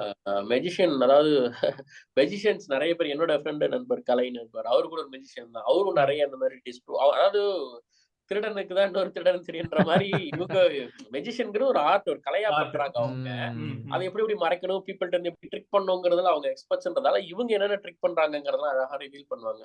ஸோ, ம். அ அந்த மாரி நெறைய மெஜிஷியன்ஸே வந்து மெஜிஷியன் ஒரு ஆர்ட். அதுல வந்து நீங்க அத பயன்படுத்தி இதெல்லாம் பண்ணாதீங்கன்னு மெஜிஷியன்ஸ்லாம் தீவிரமா சூடோ சயன்ஸ எதிர்ப்பாங்க. ம். உதாரணத்துக்கு நம்ம ம். அந்த ஜீ தமிழ்ல ஒரு ஷோ பண்ணும்போது அந்த ஆமா. டைஸ் உருட்டுனதெல்லாம், அப்ப நான் வந்து ம். என்ன பண்ணேன், 2, 3 மேஜிக்ஸ்லாம் நான் ரிவீல் பண்ணிட்டேன் அந்த டைம்ல. ம். ஓகே. இதெல்லாம் வச்சு தான் மேஜிக் பண்றாங்கன்னு. அப்ப மெஜிஷியன் அவங்க கம்யூனிட்டிக்குள்ள வந்து நெறைய சலசலப்பு ஏற்பட்டு, நீங்க ஏன் முக்கியமான பெரிய பெரிய மேஜிக் இதெல்லாம் வந்து நீங்க வெளில சொல்லிட்டீங்க. அ. அப்படின்னு ஓகே. சொல்லி பிரச்சனைலாம் ஏற்பட்டுச்சு அவங்க குரூப்ல, அ. அசோசியேஷன்லாம். ஓ! அப்ப ஆ. எனக்கு சப்போர்ட் பண்ணது அதே மேஜிக் குரூப்ல இருக்கக்கூடிய கலையா இருக்கட்டும், அவங்களோட அசோசியேஷன்லயும் இன்னும் முக்கியமான நண்பர்கள் தான், "இல்ல இத வந்து நம்ம தப்பா மிஸ்யூஸ் பண்ண விடக்கூடாது. நமக்கு இந்த மேஜிக் இல்லன்னா நாளைக்கு நம்ம தான் அப்டேட் ஆகணும். ஆ ஒரே மேஜிக் வச்சுட்டு இருக்கக்கூடாது. ம். நாம புதுசா கத்துக்கலாம். ஆனா இதனால மக்கள் பாதிக்கப்படுறாங்கன்னா, நம்ம தான் இத களை எடுக்கணும்னு" சொல்லி, அவங்களே அதுக்குள்ள மேஜிக்ல இத தப்பா பயன்படுத்துற ஆட்கள வந்து களை எடுத்தாங்க. அதெல்லாம் நல்லா சூப்பர். பண்ணாங்க. So super, super. ம். அவங்களுக்குள்ளயும் எதிர்ப்பு இருக்கு. அதே சேமா ஆதரவும் அவங்க சைட்லயும் இருக்கு. ம். ம். ஸோ அ. அப்படி ம். அது மாரி தான் இந்த எக்ஸ்பெரிமெண்ட்ஸ் எல்லாம் கூட பார்த்தீங்கன்னா, ம். இப்போதைக்கு மாடர்ன் இதுல இவங்க எந்த அளவுக்கு பேப்பர் சப்மிட் பண்றாங்க, என்ன பண்றாங்க ரீசென்ட்டா அப்படிங்கிறது இவங்க வெளிக்கொண்டு வரணும். எந்த அளவுக்கு இப்ப ஒரு எக்ஸாம்பிள் ஆயுஷ் இருக்காங்கன்னா, ஆயுஷ் மினிஸ்ட்ரில ஹோமியோபதி இருக்கு, சித்தா இருக்கு. இப்ப ம். நீங்க சொன்ன மாரி கபசுர குடிநீர்லாம் ஆரம்பத்துல வந்தது. நம்ம கோடிக்கணக்குல அதுக்கு அ மக்கள்ட்ட கொண்டு போறதுக்கு பண்ற செலவுல ஒரு 1/4 கூட இல்ல. ஒரு 2% செலவு பண்ணியிருந்தாங்கன்னா, அத வந்து ஒரு ம். பேப்பரா சப்மிட் பண்ணியிருக்கலாம் அவங்க. ஆமா. கபசுர ம். குடிநீர் இதுதான். இது உள்ள போய் ஏற்படுத்துற மாற்றம் இது. இது இத்தன ம். பேருக்கு டெஸ்ட் பண்ணோம். இது இவ்வளவு ரிசல்ட் குடுத்துன்னு ஒரு பேப்பர் சப்மிட் பண்ணியிருந்தாங்கன்னா, ம். உலகம் முழுக்க அத கொண்டு ம். போலாம்ல. அத ஏன் இவங்க பண்ணலன்னா, அதுக்கான ரிசல்ட் வரலையா? இல்ல இவங்க ட்ரை பண்ணி பார்த்தாங்களா? அதுக்கு ம். எந்த கேள்விக்கும் பதில் கிடையாது. அதான். ம். நீங்க இந்த பிளசிபோ பத்தி இன்னும் கொஞ்சம் சொன்னீங்கன்னா, மேபி எல்லாருக்குமே தெரியுமான்னு தெரியல. கேட்கிற எல்லாத்துக்குமே பிளசிபோன்னா என்ன? பிளசிபோ எப்படி அஃபெக்ட் ஆகுது? இம்பாக்ட் குடுக்குது ம். அப்படிங்கிறது தெரியாதுன்னு நெனைக்கிறேன் எல்லாத்துக்கும். Maybe okay. பிளசிபோவும் டபுள் பிளைண்டட் ஸ்டடின்னு என்னங்கிறது சொன்னீங்க அப்படின்னா, ஓகே சயன்டிஃபிக் ம். ரிசர்ச் இப்படிதான் இருக்கும் அப்படிங்கிறது மக்களுக்கு புரியும்னு நெனைக்கிறேன். Okay, okay. நான் புரொஃபஷனல் இல்ல. பட் என்னால ம். தெரிஞ்ச வரைக்கும் நான் ஓகே, சொல்றேன். ஓகே. ம். இது எக்ஸ்பெர்ட்ஸ் யாராவது இருந்தா கொஞ்சம் கரெக்ட்டா சொல்லுங்க. பட் ம். நான் எனக்கு தெரிஞ்ச வரைக்கும் சொல்றேன். Okay, placebo okay. அப்படிங்கிறது என்னன்னா, இந்த வேர்ல்ட் வார் டைம்ல வந்து சோல்ஜர்ஸ்லாம் அடிபட்டு இருக்கும்பொழுது, ம். அப்ப அங்க இருக்கக்கூடிய கேம்ப்ல இருக்கக்கூடிய மெடிக்கல் ஹெட் என்ன பண்றாரு, தேவையான மருந்து இல்ல, சப்ளை இல்ல. சோல்ஜர்ஸ்லாம் ஒரு கை போயிடுச்சு, கால் போயிடுச்சு, அழறாங்க, கதர்றாங்க. ம். இருக்கிற மெடிசின் சப்ளை போடும்போது அவர் என்ன பண்றாரு, அந்த டைமுக்கு டக்குன்னு யோசிச்சு, மருந்து போடுங்க, ஊசி போடுங்க, வலி ஒரு கையே இல்ல, துண்டா இருக்கு. அப்ப வலிய கத்துறாங்கன்னும்போது டக்குனு அவர் என்ன பண்றாரு, உப்பு கரைசல எடுத்து இன்ஜெக்ஷன்ல ஏத்தி அவங்களுக்கு போடுறாரு. ஓ! அவங்க அப்ப அப்ப 100 பேர்ல வந்து ஒரு 10 பேருக்கு பேருக்கு அப்படி போட்டுறாரு. எல்லாருமே பெயின் கம்மியான மாதிரி ஃபீல் பண்றாங்க. அப்போ ஒரு ஆச்சரியமா இருக்கு. அது 70 பேருக்கு 80 பேருக்கு ஊசி போட்டோம். ஆனா கடைசி 10 பேருக்கு வந்து நம்ம உப்பு கரைசல் தான் போட்டோம். ஆனா அவங்களுமே கண்ணை மூடி தூங்குறாங்க. பெயின் வந்து ரிலீஃப் ஆன மாதிரி மத்தவங்க என்ன ஃபீல் பண்ணாங்களோ அதே ஃபீல் பண்றாங்க. அப்ப இது வந்து வாரெல்லாம் முடிஞ்சு திரும்ப வந்த உடனே இதை பத்தி ஒரு ஆய்வு பண்றாரு. இதை பத்தி மெடிக்கல் ஃபீல்ட்ல சொல்றாரு, பேசுறாரு. அப்பதான் இந்த மாதிரி ஒரு கான்செப்ட் இருக்கு. நம்ம வந்து மருந்துன்னு சொல்லி வேற வகையா ட்ரீட்மெண்ட் பண்ணாலுமே அது அவங்க பிரெயின் வந்து அக்செப்ட் பண்ணிக்குதுங்கிற மாதிரி ஒரு எஃபெக்ட கொண்டு வராங்க. அதுதான் பிளாசிபோ அப்படின்னு சொல்லுவாங்க. சோ அது வந்து என்னன்னா இயற்கையாகவே சில சில வலிகள் சார்ந்தோ சில நோய்களுக்கு தலைவலி இருக்கு, இந்த மாதிரி இதுக்கெல்லாம் நாம ரெகுலரா அதுக்கான ட்ரீட்மெண்ட் எடுத்துட்டோம், இல்ல மருந்து கொடுத்துட்டோம், நம்ம மருந்து எடுத்துக்கிட்டு நம்ம பிரெயின் ஒரு உடம்புல ப்ராசஸ் ஸ்டார்ட் ஆயிடுச்சுன்ற மனநிலைக்கு வந்துட்டாலே தானாகவே அந்த பெயின் வந்து குறைய ஆரம்பிக்கும். இப்ப மருந்து சின்ன வயசுல எங்க அம்மா பாத்தீங்கன்னா எனக்கு தூக்கம் வரலன்னு நான் சொன்ன உடனே இரு தூக்க மாத்திரை தரேன்னு சொல்லி சும்மா சத்து மாத்திரையோ இல்ல இந்த ஹோமியோபதி மருந்து இருக்கு இல்லையா அதையே குடிச்சிருவாங்க. வாயில போட்டு தூங்க உடனே படுத்து சொல்லிட்டு இருக்க நான் வந்து படுத்து தூங்க ஆரம்பிச்சிருவேன். அப்ப இது எனக்கு எப்படி தூக்கம் வந்துச்சுன்னா அந்த பிளாசிபோ எஃபெக்ட் தான். என் மைண்ட் வந்து என் பிரெயினுக்கு வந்து தானாகவே சுரப்பிகள் வந்து பெயின் கில்லருக்கு உடம்புல வந்து சில சுரப்பிகள் மூளையில சுரக்க ஆரம்பிக்கும். பிளாசிபோ எஃபெக்ட் வந்து என்டார்பின் ட்ரிகர் பண்ணுது, அதனால தான் பெயின் கம்மியாகிற மாதிரி ஃபீல் பண்றாங்க அப்படின்னு சொல்றாங்க. கரெக்ட். அந்த மாதிரி சில சுரப்பிகளை ட்ரிகர் பண்ணி விட்டுறதால அந்த மருந்து வருதோ வரலையோ உங்க பிரெயின் சுரக்கிறதாலே சிலதெல்லாம் சரியாகும். அப்ப இந்த பிளாசிபோவுடைய லிமிட் என்ன அப்படின்னா எல்லாத்துக்கும் ஒர்க் ஆகுமானா எல்லாத்துக்கும் ஒர்க் ஆகாது. எல்லாத்துக்கும் இப்ப கிட்னி ஃபெயிலியர் ஆயிடுச்சு, கிட்னி மாத்தணும்ன்றதாலன்னா பிளாசிபோவால் மாத்திரை கொடுத்து நம்மளால அந்த கிட்னி கம்ப்ளீட்டா சரி பண்ண முடியாது. வாரில் நான் சொன்ன மாதிரி கை துண்டாயிடுச்சு அந்த மாதிரி இதுன்னா பிளாசிபோ எல்லாருக்கும் ஒர்க் ஆகும்னா ஆகாது. ஆனா அதுக்காக வெறும் பிளாசிபோ மருந்து மட்டுமே கியூர் பண்ண முடியுமானா முடியாது. சில எக்ஸ்ட்ரீம் கண்டிஷன்ஸ் எல்லாம் மாறணும். அதனால இந்த பிளாசிபோங்கிறது ஒரு 10% அவ்வளவுதான். ஒரு சின்ன சின்ன பெயின் கில்லர் ஆர் அந்த மாதிரி விஷயத்துக்கு தான் யூஸ் ஆகும். அப்ப என்ன பண்றாங்க, இந்த மெடிசன் துறையில வந்து எந்த ஒரு புது மாத்திரை மருந்து கண்டுபிடிச்சாலுமே அவங்க 2ஆ குரூப் பண்ணி அவங்கள வந்து பிளாசிபோவுக்கு பெட்டரா வர வைக்கணும். ஒரு மாத்திரை நீங்க கண்டுபிடிக்கிறீங்கன்னா பிளாசிபோ எஃபெக்டோட பெட்டரா இருக்கும். ஒரு 50 பேருக்கு வந்து தலைவலி மாத்திரை கொடுக்குறீங்க, இன்னொரு 50 பேருக்கு வந்து சும்மா பிளாசிபோ ஒரு இனிப்பு மாத்திரையோ இல்ல ஒரு சத்து மாத்திரையோ கொடுக்குறீங்க. ஆனா இந்த 50 பேருக்கும் இதுல இருந்து எத்தனை பெர்சன்டேஜ் உங்களோட மாத்திரை வந்து புதுசா கண்டுபிடிச்ச மருந்து வந்து அந்த பிளாசிபோவோட பெட்டரா இருக்கும். பிளாசிபோவே அது சொல்யூஷனா இருக்கு அப்படின்னும் போது உங்க மருந்து எதுக்கு அப்படிங்கிறது. அப்ப அந்த இடத்துல பிளாசிபோ தானாகவே ஏதோ ஒண்ணு சாப்பிட்டுட்டு தலைவலி பெட்டர் ஆயிடுச்சுன்னு ஒரு 10 பேர் சொல்றாங்கன்னா இந்த மருந்து சாப்பிட்டு சொல்றவங்க வந்து ஒரு 20-30 பேருக்கு மேல இருக்குன்னு வச்சுக்கோங்க. ஓகே, அதோட இது பெட்டர் ஆகுதுன்னு அர்த்தம். அங்கேயும் 10 பேர் இங்கேயும் 10 பேருன்னா அது பிளாசிபோவே பெட்டரா இருக்கு, எதுக்கு மருந்து அப்படின்றதால அந்த இடத்துல ரிஜெக்ட் ஆகும். இதெல்லாம் நான் சும்மா ஒரு ஓவரால் ஒரு இதா சொல்றேன், ரஃபா சொல்றேன். இதுதான் இதுல பிளைண்ட் ஃபோல்டுங்கிறது என்னன்னா இதுல எத்தனை பேர் வந்து ஒரிஜினல் மாத்திரை எடுத்துக்கிட்டாங்க, இல்ல எத்தனை பேர் வந்து பிளாசிபோ எடுத்துக்கிட்டாங்கிறதுலாம் தெரியாது. அது ஆய்வு பண்றவங்களே மருந்து கொடுத்துருவாங்க. இதுக்கு தனியா ஒரு டீம் வச்சு இதுக்கான பீப்புளை சூஸ் பண்றது, அதுல மிக்ஸ்டான பீப்புளா எடுக்கிறது, ஒவ்வொரு நோய்வாய்ப்பட்டவங்க, வயசானவங்க, சின்னவங்க, இப்ப அடிக்கடி ஃப்ரீக்வெண்டா வரவங்க, இந்த மாதிரி இதெல்லாம் எடுத்துக்கிறது. யார் வந்து ஒரிஜினல் மருந்து எடுத்துக்கிட்டாங்க, யார் பிளாசிபோ எடுத்துக்கிட்டாங்கிற ரெக்கார்ட்லாம் தனியா பிளைண்ட் ஃபோல்ட் என்னன்னா அது ஆய்வு பண்றவங்களுக்கே தெரியாது. அது ஒரு சிஸ்டம் வச்சிருப்பாங்க. அந்த சிஸ்டம் மூலமா இதை எக்ஸிக்யூட் பண்றது. அது எக்ஸிக்யூட் பண்றதுக்கு தனி ஏஜென்சி இருப்பாங்க. அவங்க யாருக்கும் பயாஸ்டா இல்லாம எப்படி இதை ரன் பண்றதுங்கிறதுக்குலாம் சில ப்ரொசீஜர்ஸ் இருக்கு. சோ இதுதான் பிளைண்ட் ஃபோல்டுன்னு சொல்றாங்க பிளாசிபோ அப்படிங்கிறது.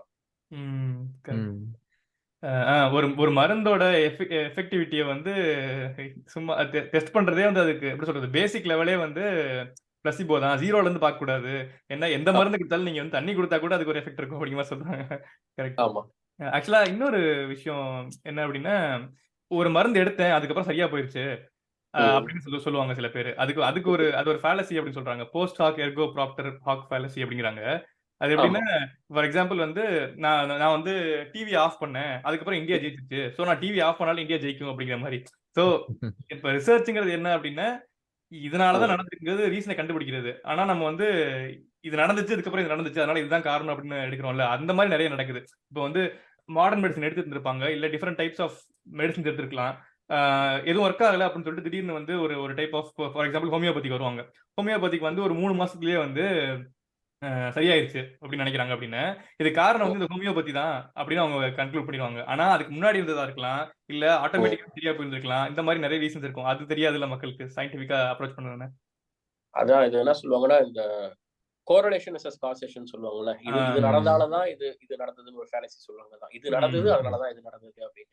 அந்த மாதிரி நம்ம எடுத்துக்கூடாது. நான் வந்து இது சாப்பிட்டேன், இது சாப்பிட்டதுக்கு அப்புறம் எனக்கு வந்து தலைவலி வந்தது, அதனால இதை நான் சாப்பிட்டதால தான் தலைவலி வந்தது, நான் ஐஸ்கிரீம் சாப்பிட்டேன் அதனால தான் எனக்கு வந்து ஜலதோஷம் பிடிச்சது அப்படின்னு நம்ம வந்து கோரிலேட் பண்ணிக்கிறது அது கூட.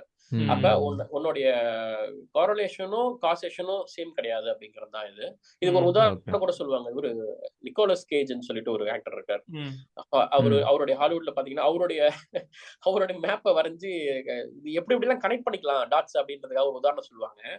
பீப்புள் வந்து இந்த ஸ்விம்மிங் பூல்ல விழுந்து இறக்குறவங்களுடைய எண்ணிக்கையும் இந்த நிக்கோலஸ் கேஜஸ் படம் ரிலீஸ் ஆகுறதும் சேமா இருக்கும். எப்பப்பெல்லாம் அவருடைய படம் ரிலீஸ் ஆகுதோ அப்பெல்லாம் வந்து ஸ்விம்மிங் பூல்ல நிறைய பேர் இறக்குறதும் அந்த 2 கிராஃபையும் வச்சு பாத்தீங்கன்னா நீங்க ஒண்ணும் இல்ல கோரிலேஷன் வெர்சஸ் காசேஷன் போட்டு நிக்கோலஸ் கேஜ்னு போட்டீங்கன்னா ஒரு இது வரும், ஒரு டயக்ராம் வரும். அது பாத்தீங்கன்னா எக்ஸாக்டா ஒரு படம் ரிலீஸ் ஆகிறப்பெல்லாம் அவங்க விழுந்து எழுந்திருக்கவங்களுடைய எண்ணிக்கை, இவரு 2 படம் நடிச்சாங்கன்னா அப்ப விழுறவங்களுடைய எண்ணிக்கை டபுளா இருக்கும். அப்படி அது இருக்கும். அப்ப நீங்க இது கனெக்ட் பண்ணிக்கலாம். அது கூட அப்ப எதை வேணா எது கூட வேணா இப்படி கனெக்ட் பண்ணிக்கலாம். இதனால தான் அது நடந்ததுங்கிறதுக்கு ஒரு ப்ரூஃப் ஆதாரம் இல்லாத போது அது ஒரு ஃபேலசி ஆகுது அப்படின்னு சொல்லுவாங்க. கதை சொல்லு. ஓகே. இல்ல அதான் கதை வேற கதையில இல்ல, நானே தான் கதையே. ஆக்சுவலா நான் ஏன் அந்த நடுவுல வாழைத்தண்டு சூப்பு இதெல்லாம் சொன்னேன் அப்படின்னா, அது நான் தான் ட்ரீட்மெண்ட் எடுத்துட்டு இருந்தேன் ப்ரோ.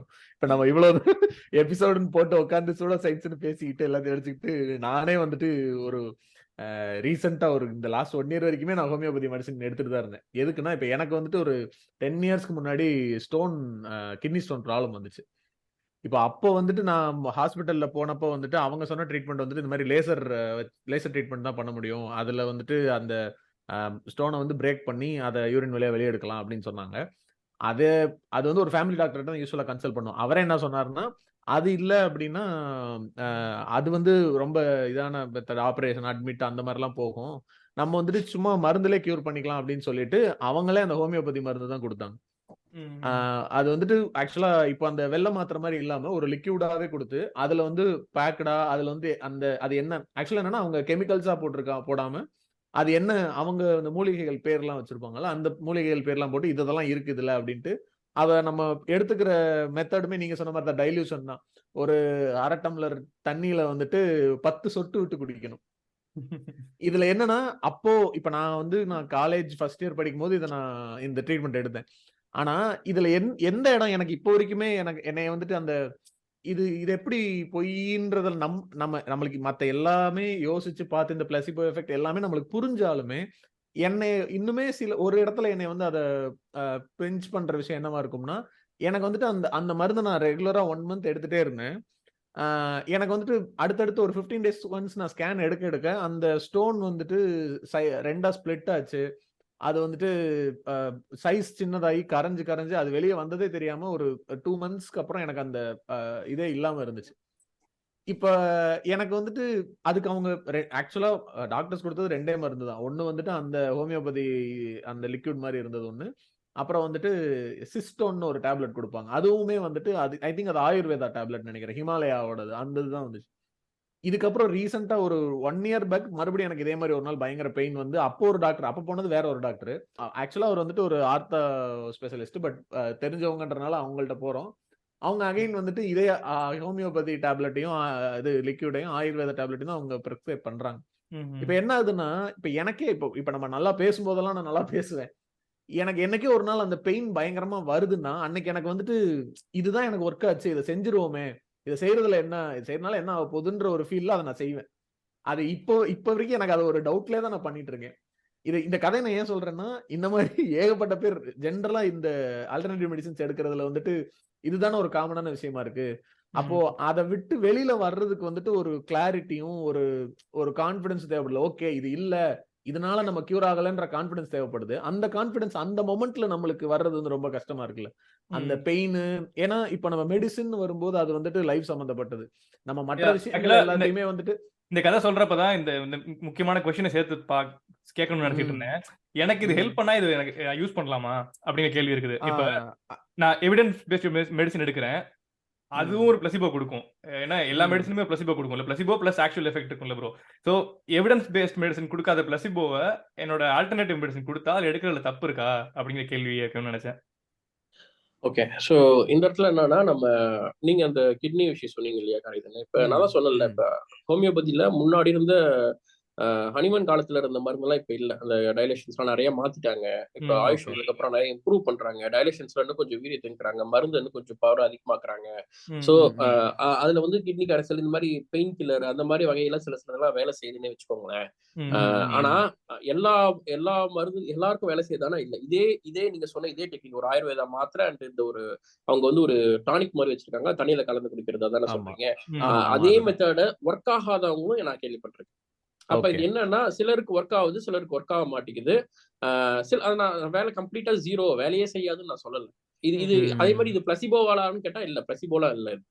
Kidney okay. கல்லு உடையறதெல்லாம் வந்து பிளசிபோ கிடையாது. அது வந்து அதுல வந்து அப்ப வீரியம் சில விஷயத்துல சில பேருக்கு அது வேலைக்கு ஆகுது, ஒர்க் அவுட் ஆகுதுதான்.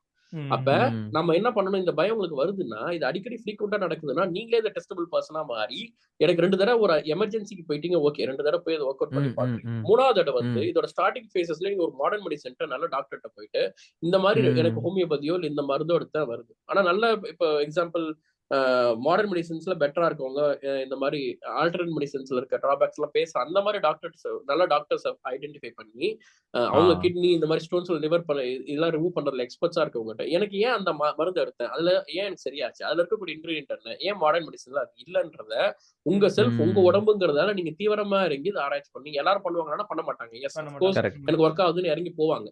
ஆனா 10 தடவை ஒர்க் ஆகாதவங்க கடைசியா 11வது தடவை ரொம்ப சீரியஸா போகும்போது மாடர்ன் மெடிசனுக்கு வருவாங்க. அப்ப நீங்க அதோட ஆரம்ப ஸ்டேஜ்லயே நீங்க இது இது இது உங்க உடம்பே வச்சு டயக்னோஸ் பண்ணுங்க. இது வந்து உயிர் போற விஷயம் கிடையாது. சின்ன பெயின் அதிகமாகும், திரும்ப ரிமூவ் பண்ணிவிட. அப்ப நீங்களே டெஸ்டபிள் பர்சனா மாறி இதுக்கான டாக்டர்கிட்ட போயிட்டு இப்ப எனக்கு கல் ஃபார்ம் ஆகிற ஸ்டேஜ் இருக்கா, நான் இப்ப ஸ்கேன் பண்ணி பார்த்தா எனக்கு கல் இருக்கா, அப்ப இது வந்து நான் மாடர்ன் மெடிசன்ல ஸ்டார்டிங்ல இது எப்படி சால்வ் பண்றது, இந்த மாடர்ன் மெடிசன்ல இதை பண்ண ட்ரை பண்ணுங்க. அதுல ஃபெயிலியர் ஆகுதா இல்ல சக்சஸ் ஆகுதாங்கிறத மானிட்டர் பண்ணுங்க. மறுபடியும் இல்ல அந்த மெடிக்கல் மருந்துலதான் சரியாகுதுன்னா அந்த மருந்தை வந்து டாக்டர்கிட்ட கொடுத்து அதுல இன்கிரீடியன்ட் என்னென்ன இருக்கு, இதுல வந்து ஸ்டோனை உடைக்கிறதுக்கான இது இருக்கா அப்படின்றத நம்ம அப்படிதான் ப்ரொசீட் பண்ணி பார்க்கணும். சோ ரொம்ப எக்ஸ்ட்ரீம் டைம்ல அது எடுத்துக்கிறது அப்படிங்கிறது ஓகே.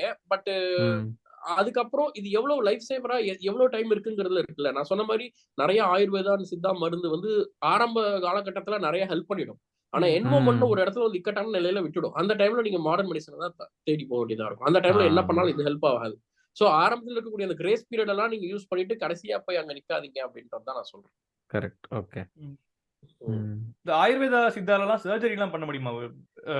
செவன் பிராஷ் அந்த மாதிரி எது சொல்றது, சூரணம் அந்த மாதிரி எல்லாம் சொல்றாங்க.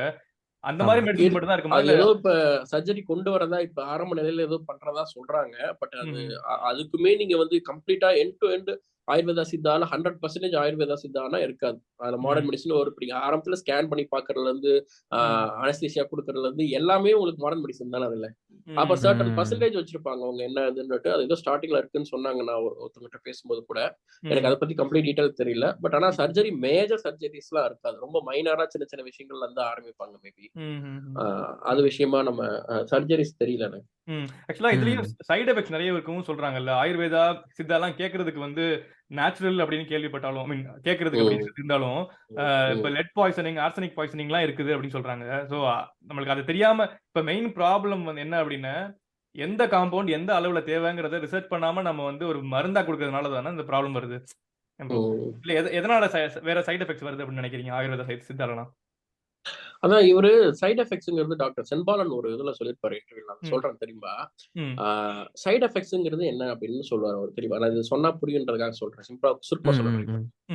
அடுப்பு எரிய வைக்கிறோம் அப்படின்னா விறகு வைக்கிறோம், அடுப்பை பத்த வைக்கிறோம்.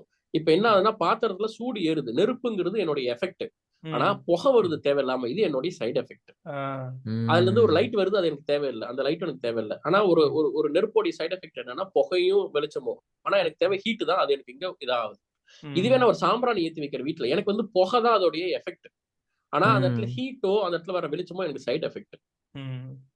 அப்படி அப்ப ஸ்மோக் ஒரு இடத்துல வந்து எனக்கு எஃபெக்டா இருக்கு, மற்ற இடத்துல வந்து அது சைடு எஃபெக்ட். அதே ஸ்மோக் எனக்கு அடுப்புல எனக்கு சைடு எஃபெக்டா இருக்கு.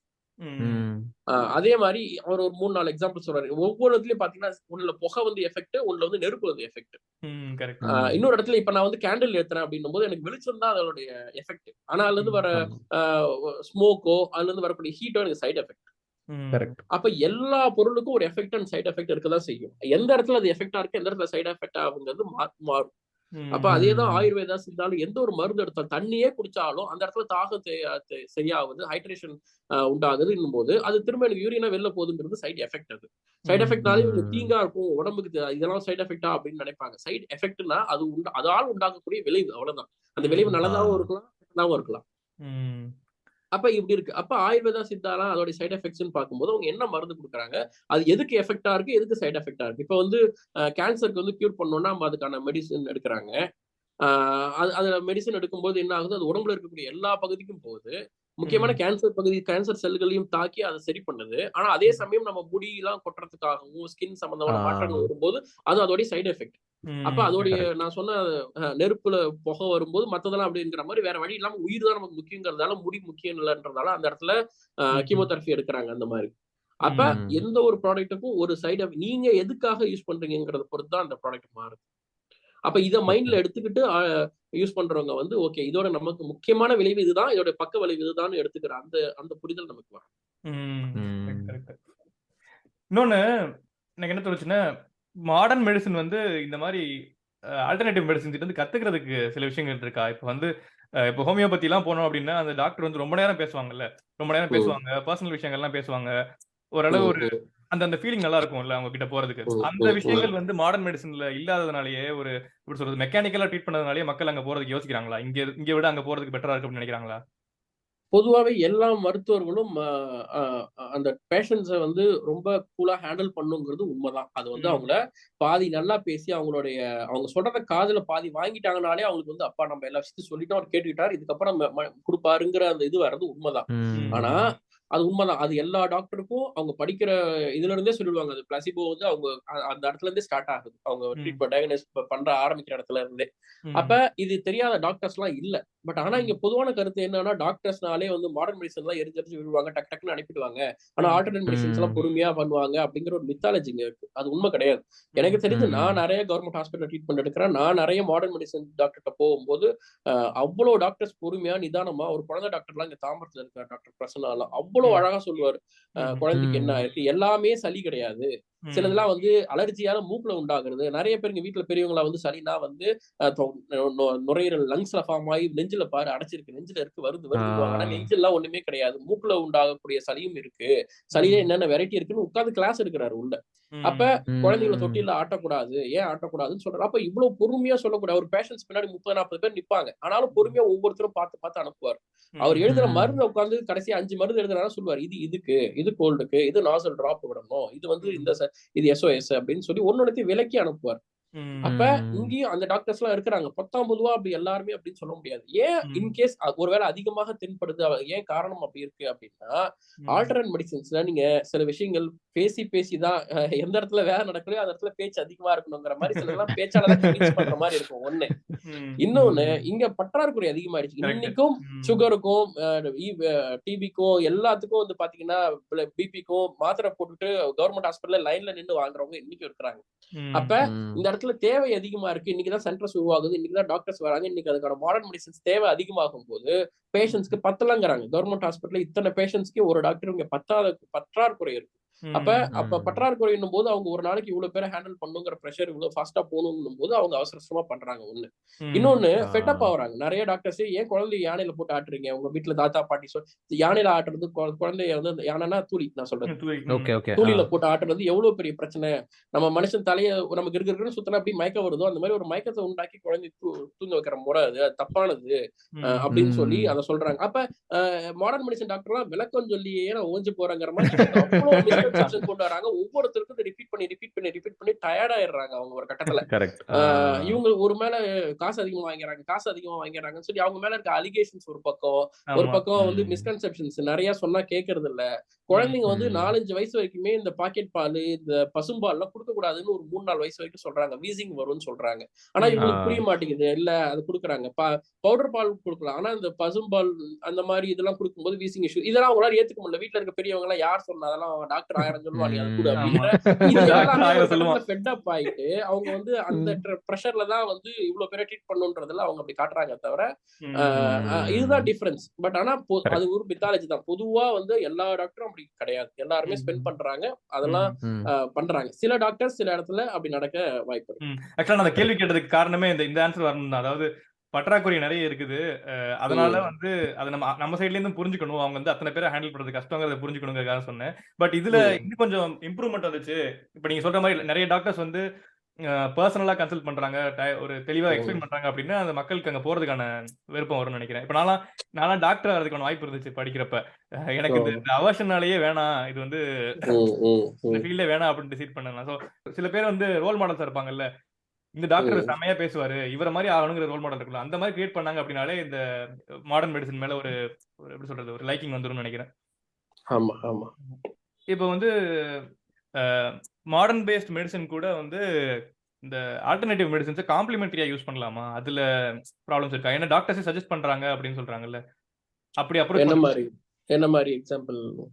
ஃபார் எக்ஸாம்பிள் வந்து ரைக்கி செஷன், நான் இப்போ நம்ம ஊர்ல இருக்கான்னு தெரியல, பட் யூஎஸ்ல தான் அப்படிங்கிற மாதிரி கேள்விப்படுறேன். இப்போ சப்ளிமினலோ ரைக்கியோ எனர்ஜி ஹீலிங் டெக்னிக்ஸோ மாடர்ன் மெடிசன் டாக்டர்ஸ் ஹாஸ்பிட்டல்ஸ்லயே வந்து இந்த மாதிரி வச்சிருக்காங்க, செஷன்ஸ் அவைலபிளா இருக்கு அப்படிங்கிற மாதிரி சொல்றாங்க. ஸோ அப்படி பேரலா இல்ல வந்து காம்ப்ளிமெண்டரியா யூஸ் பண்ணலாமா? அதாவது இதுவும் டாக்டர் சொன்னதுதான் நான் சொல்றேன். டாக்டர் சென்பாலன் நிறைய எழுதுவார், ட்விட்டர்ல பாருங்க, அவர் பேசுவார். அவர் எல்லாத்தையும் பேசிட்டா இருக்கிறதால தான் நான் அந்த திரும்ப நிறைய பேருக்கு ரீச் ஆகணுன்றதால திரும்ப சொல்றேன்.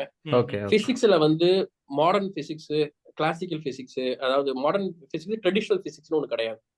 கெமிஸ்ட்ரியில மாடர்ன் கெமிஸ்ட்ரி, ட்ரெடிஷனல் கெமிஸ்ட்ரின்னு ஒண்ணு கிடையாது. ஏன்னா ட்ரெடிஷனல் இருந்து வர்ற விஷயம் தான் எவால்வ் ஆகி ஒரு விஷயம் தான் இருக்கும். ஏன்னா ஒரே ஒரு விஷயம் தான், இதுக்கு 2 விஷயம் கிடையாது. அது அப்படி இருக்கும்போது மெடிசனுக்கு மட்டும் ஏன் மாடர்ன் மெடிசன், ட்ரெடிஷனல் மெடிசன் 2? அதுவும் சயின்ஸ்குள்ள தானே வருது. அப்ப என்ன அர்த்தம்னா, அப்ப பெரிய கதை ஒண்ணு இருக்கட்டும், சின்ன கதை ஒண்ணு வைக்கட்டும்ன்ற அவசியம், அதுவும் பெரிய கதை வழியா வந்துடலாமே. இப்ப மாடர்ன் மெடிசன்ல ஒரு விஷயம் இருக்குன்னா அவங்க ப்ரூவ் பண்ணி இது ஒரு பெரிய லார்ஜ் குரூப் ஆஃப் பீப்புளை வச்சு ஒன்ஸ் ப்ரூஃப் ஆயிட்டாங்கன்னா அவங்க டக்குன்னு அடாப்ட் ஆயிட்டோம், அவ்வளவுதான். அது ஒன்ஸ் ப்ரூஃப் ஆனாலே ஆட்டோமேட்டிக்கா இட் பிகம்ஸ் மாடர்ன் மெடிசன் இல்லையா? அப்ப எதுக்கு இது ஒரு ஆல்டர்னேட்டிவ் காம்ப்ளிமெண்டா வச்சுக்கிறது, சைட்ல வச்சுக்கிறது? அது எஸ்பெஷலி லைக் ஹீலிங், இந்த செக்ஷன்லாம் ஹீலிங் இன்னைக்கு போய் பார்த்தா 40 சாப்டர் அது கோர்சஸ் படிச்சா நீங்களும் ஆன்லைன்ல ஹீலிங் தெரப்பி முடிச்சிடலாம், நீங்களும் டாக்டர் அப்படின்னு சொல்லி ஒரு கோர்சஸ் எல்லாம் பார்த்தேன். அப்ப இந்த மாதிரி எவ்வளவு சைக்காலஜி கோர்சஸ் எல்லாம் அவ்வளவு கோர்சஸ் இருக்கு. இதெல்லாம் படிச்சுட்டு சைக்காலஜிஸ்ட்னு சொல்லிக்கிறவங்க எல்லாம் இருக்கிறாங்க. சைக்காட்டிஸ்ட் வேற, சைக்காலஜிஸ்ட் சொல்றேன். அந்த மாதிரி இருக்கிறவங்களும் நான் பாக்குறேன். ஹீலிங் தெரபிஸ் அந்த மாதிரி பாக்குறேன். இப்ப சைக்காலஜிஸ்ட் ஜெனியூனா சில முக்கியமான ஆட்கள்லாம் இருக்கிறாங்க. பட் ஆன்லைன்ல நிறைய இருக்கு. அப்ப இதெல்லாம் யார் முறைப்படுத்துறது அப்படின்னு இதெல்லாம் இருக்குல்ல. அப்ப நான் வந்து காம்ப்ளிமெண்டரியா வேணுமானா இதுல இல்லாதது அதுல என்ன இருக்கு, என்ன ஸ்பெஷல், அது எப்படி குணப்படுத்துது அப்படின்றத தெரிஞ்சுக்கிட்டு அதையும் மாடர்ன் மெடிசனா ஆக்கிறதுக்கான முயற்சி தான் இருக்கணுமே தவிர இல்ல தனித்தனியா பிரிச்சு வச்சு தனித்தனியா ஹேண்டில் பண்ணணுங்கிறதுல எனக்கு உடன்பாடு இல்லை. ஏன்னா இந்த கேள்வி நீங்க யாரு வந்து இந்த எஃபர்ட்டை போறதுங்கிற கேள்வி மறுபடியும் வருது இல்ல. இப்ப ரைக்கி சப்ளிமினல்லாம் வந்து பெரிய லெவல்ல பண்றாங்க, ஓகே. இப்ப வந்து எனக்கு காரைக்குடி பக்கத்துல வந்து ஜாண்டிஸ் வந்தாலே ஒரு இடத்துக்கு போவாங்க, புதுக்கோட்டை காரைக்குடி பக்கத்துல வந்து ஜாண்டிஸ் வந்து அந்த இடத்துக்கு போவாங்க, கண்டிப்பா சரியாயிரும் அப்படிங்கிற மாதிரி இருக்கும். நானும் போயிருக்கேன், சின்ன வயசுல போயிருக்கேன். ரொம்ப சிவியரா இருந்தா கூட சரியாகும். ஏதோ ஒரு ரொம்ப ரொம்ப சிவியரா இருந்தா மட்டும் இது வந்து பண்ண முடியாது அப்படின்னு சொல்லிடுவாங்க அவங்க. இந்த மாதிரி இருக்கவங்க நான் வந்து அவங்க எப்படி எஃபர்ட் போட்டு நான் வந்து ப்ரூவ் பண்ணுவாங்க, தலைமுறை பண்ணிருக்காங்க. அவங்க எப்படி சொல்றாங்க இல்லையா, இதுக்கு மேல இருந்த வேலை செய்யாது போயிட்டுன்றாங்கல்ல, அதுதான். ஏன்னா சில ஜுரங்கள் வந்து சாதாரணமே ஃபீவர் வந்தா கொஞ்சம் கொஞ்சமா குறைய ஆரம்பிக்கும், சில சரி அடுத்தானாவே. சாதாரணமாவே கோல்டு வந்தா சில பேருக்கு வரும், குணமாயிடும். சில பேருக்கு உளவியல் சார்ந்தே சில பிரச்சனைகள்லாம் வந்து 6-7 நாள்ல வந்து சரியாயிடுங்கிறாங்க. அது பேய் பிடிச்சவங்க இதெல்லாம் உளவியல் சாதாரண மைண்ட் வந்து தானாவே டைலட் ஆயிடும், 7-8 நாள்ல சரியாயிடும். அந்த மாதிரிதான் மஞ்சள் காமாலைங்கிறது சாதாரணமாவே சில நேரத்துல குணமாயிடும், சில நேரத்துல இல்ல, பல நேரம் குணமாயிடும். ஒன்லி சிவியர் கேசஸ் மட்டும் தான் நீங்க ட்ரீட்மெண்ட் எடுக்கிற மாதிரி இருக்கும். ஆனா இப்பெல்லாம் நமக்கு மெடிக்கல் துறை வளர்ந்ததால எல்லாருக்கும் அவேர்னஸ் இருக்கிறதால ரொம்ப ஸ்டார்டிங்லேயே நீங்க அம்மா போட்டு போய் பார்த்திருப்பீங்க, சும்மா வேப்பில எடுத்து மேல வச்சுட்டாலே ஒரு 7-8 நாள்ல குறைஞ்சு. நம்ம எந்த ட்ரீட்மெண்ட் அந்த டாக்டருக்கு போனது கிடையாது சின்ன எல்லாம். ஆனா அதெல்லாம் எப்படின்னா தானாகவே கியூர் ஆகக்கூடிய, எல்லா உடம்பையே பார்த்துக்கிட்டு உடம்பே வந்து சால்வ் பண்ணக்கூடிய வகையில நிறைய இருக்கு. பட் அதையும் கண்டிஷன்ஸ் எல்லாருமே அந்த ரொம்ப நம்ம அதை மானிட்டர் பண்ணி இன்னைக்கு நம்மகிட்ட எக்யூப்மெண்ட்ஸ் இருக்கு, வளர்ந்துருச்சு, ரொம்ப கம்மியான அளவு ட்ரீட்மெண்ட் கிடைக்குதுன்னும் போது நம்ம ஏன் அதை விடணுன்றதால நம்ம ட்ரீட்மெண்ட் பாக்குறோம். அதே மாதிரிதான் அப்ப அவங்க சரியாகிறது, குணமாக்குறது எல்லாமே தானாகவே சரி. அது நீங்க பண்ணலனாலுமே தானாவே சரியாகும் அந்த ஜாண்டிஸ்லாம். ஆனா நம்ம வந்து கொஞ்சம் அவேர்னஸா இது எங்கேயாவது சைட் எஃபெக்ட் ஏற்படுத்துற போது, இதனால வந்து கல்லீரல் ஏதாவது அஃபெக்ட் ஆயிட போகுது, இதனால வேற ஏதாவது பிரச்சனை வரப்போகுது, நம்ம முன்கூட்டியே போய் அதுக்கான மருத்துவம் எடுத்துக்கிறது நல்லது. அதனால நம்ம அதை அப்படி இதை எடுத்துக்கணும்னு அவசியம் இல்லை. இப்போ இதே லைன்ல தான் ப்ரோ என்னோட கொஸ்டினுமே. இப்போ நம்ம அஸ் அ ஜென்ரல் காமன் ஆடியன்ஸா ஒருத்தர் யாரா இருந்தாலுமே அவங்களுக்குள்ள அந்த சயின்டிபிக் டெம்பர், அதுவும் முக்கியமா இந்த மெடிசின் பொறுத்து, இப்போ சின்ன சின்ன வைத்தியங்கள்லாம் இருக்குல்ல, இப்போ வீட்டளவுல நாங்க பண்றோம்னு சொல்லிட்டு இப்போ நிறைய யூடியூப்ல வாட்ஸ்அப்ல இஷ்டத்துக்கு என்னென்னமோ வருது. இப்ப சும்மா கூட இன்னைக்கு காலையில எந்திரிச்சிங்கன்னா சுடு தண்ணியில வந்துட்டு எலுமிச்சை, இஞ்சி இதெல்லாம் போட்டு குடிங்க, டெய்லி குடிச்சீங்கன்னா இது சரியாயிரும்ன்றது. நான் கோவிட் டைம்லலாம் நான் ஒரு ஹாஸ்பிட்டலுக்கு போனப்ப அங்க அந்த டாக்டர் சொல்லி கேள்விப்பட்டேன். வேற சில பேஷண்ட்ஸ் எல்லாம் என்ன பண்றாங்களாம், ஆவி பிடிக்கிறேன்னு சொல்லிட்டு அந்த சுடு தண்ணியில வந்துட்டு மஞ்சள் தூளை போட்டு ஆவி பிடிச்சு அந்த ஆவி உள்ள போய் உள்ள ஃபுல்லா லங்ஸ் வரைக்கும் அது வந்து ட்ரை ஆகி அதனால நிறைய ப்ராப்ளம்ஸ் வருது. இப்போ இந்த மாதிரி எல்லாம் நிறைய பண்றாங்க. அது இப்போ ரீசெண்டா இந்த வாட்ஸ்அப், யூடியூப் இருக்கிறதுனால எல்லாரும் நினைச்சவங்க எல்லாம் எதோ ஒரு வைத்தியம் சொல்றாங்க. இதை பண்ணா சரியாகும், அதை பண்ணா சரியாகும்னு. அதை பாக்குறவங்களும் வந்துட்டு எல்லாருமே ஓகே இது சரியாகுமா இல்லையான்ற அந்த ஒரு மினிமல் சந்தேகம் கூட வரமாட்டேங்குது. அவங்க சொல்றாங்கல்ல செஞ்சு பார்ப்போம்னு எல்லாத்தையுமே செஞ்சு பாக்குறாங்க. அதனுடைய சைடு எஃபெக்ட்ஸ் ரொம்ப பேடா இருக்கு. அது தனிநபரா நம்ம அந்த சயின்டிபிக் டெம்பரை டெவலப் பண்றதுக்கு எப்படி அதை ஒரு மாதிரி ஓவராலா எப்படி சொல்லலாம்ன்ற மாதிரி கேக்குறேன். அதான் இப்ப லிவர் டாக்டர் எல்லாம் சொன்ன மாதிரி இந்த மாதிரி நிறைய விஷயங்களை வெளிக்கொண்டாந்துருக்காரு. அதை நம்ம இதுக்கப்புறம் சயின்ஸ் கம்யூனிகேட்டர்ஸ் இதெல்லாம் அடுத்து பேசணும். நம்ம நிறைய கபசுர குடிநீர் குடிச்சு எவ்வளவு பேருக்கு வயிறு உபசமானது, வயிறு சம்பந்தமான பிரச்சனைகள் வந்ததா நிறைய டாக்டர்ஸ் பதிவு பண்றாங்க. அப்ப அந்த மாதிரி இந்த நிலவேம்பு வந்து எவ்வளவு பேருக்கு எலிகளுக்கு எல்லாம் பரிசோதனை பண்ணி ஆண்மை குறைவு ஏற்படுதுன்னு சொல்லி எல்லாம் பார்த்தோம் நம்ம. அப்ப அதெல்லாம் இந்த பிரச்சனை எல்லாம் இப்ப இவ்வளவு பேர் எடுத்திருக்கிறாங்க. ரெகுலரா வந்து சாப்பிட்டு நீங்க சொன்ன மாதிரி ஆவி பிடிக்கும் போது மஞ்சள் பொடி போட்டு ஒன்னும் இல்லை. அன்னைக்கு ஒரு நாள் இளநீ கடைக்கு போய் ஒரு இளநீ சாப்பிடலான்னு நான் சொல்லும் போது ஒரு அக்கா என்ன பண்ணாங்க, டக்குன்னு சாப்பிட்டுட்டு இருந்தாங்க. கையை கழுவுறேன்னு சொல்லிட்டு கை கழுவி டக்குன்னு மஞ்சத்தூள் ஆச்சி மஞ்சள் தூள் பவுடர் ஏதோ கையில எடுத்து டக்குன்னு கையில கொட்டிட்டு கையை இப்படி பிசைஞ்சு சரி பண்ணிட்டு வெட்டுறாங்க. என்னக்கா பண்ணீங்க அப்படின்னா, இல்லப்பா ஆன்டிபயோட்டிக் பா, நம்ம கிட்ட இதெல்லாம் கிடையாது, நம்ம வந்து சானிடைசர்ல யூஸ் பண்ண முடியாது, அதுக்காகன்னு சொல்லி ஆச்சி பவுடர் பாக்கெட் கட் பண்ணி வச்சு கையில போட்டு தடவி உட்காந்து பண்ணிட்டு இருக்காங்க. அப்புறம் இந்த மாதிரி எல்லாம் வந்து எல்லாரும் ஒவ்வொருத்தரும் ஒரு மாதிரி பண்ண ஆரம்பிச்சிட்டாங்க. அப்ப என்ன சொல்ல வரோம்னா, இந்த மாதிரி இயற்கையா பண்றன்றதோட இதை சைட் எஃபெக்ட்ஸ் வந்து நிறைய பேருக்கு தெரியுது இல்லை. அது சின்ன சின்ன விஷயமா இருக்கிறதால இப்ப கபசுரம் குடிக்கிற வயிறு உபசமாயிடுது. அது வந்து பெரிய உயிர் போற பிரச்சனை இல்லைங்கிறதால அது யாருக்கும் வெளில பேசும் பொருளா இல்லை. நிறைய பேர் இந்த மாதிரி ஆவி பிடிக்கிறேன்னு சொல்லிட்டு, ஆவி பிடிக்கிறது நல்ல விஷயம் தான். ஆனா அதுல இந்த மாதிரி மஞ்சள் தூள் அது இது போடுறதெல்லாம் வந்து தப்பான உண்டாக்கி இதனால பெருசா தெரியாததால இது வெளில தெரியல. சின்ன சின்ன விஷயங்கள் நிறைய இப்படி பண்றதால அதோடைய சைட் எஃபெக்ட்ஸ் பெருசாகி உயிர் போற அளவுக்கு இல்லைங்கிறதால அது வெளியில நிறைய பேருக்கு தெரியாம இருக்கு. அதெல்லாம் நம்ம கொஞ்சம் கொஞ்சமா இதெல்லாம் பேசி இந்த மாதிரி வெளில கொண்டு வரணும். சயின்ஸ் கம்யூனிகேட்டரா இந்த மாதிரி நிறைய நான் ஒரு ஐடியா வச்சிருக்கேன் என்னோட டீபங்க் சீரீஸ்ல. அடுத்து உங்களுக்கு தெரியும் நினைக்கிறேன், ஏற்கனவே நிறைய நம்ம பண்ற அன்றாட பண்றதுல தவறுகள்லாம் இருக்குன்னு சொல்லி நான் நிறைய வேப்பலையில இருந்து நிறைய விஷயங்கள் பேசியிருப்போம். அதுக்கே எனக்கு நிறைய எதிர்கருத்துக்கள் வரும்.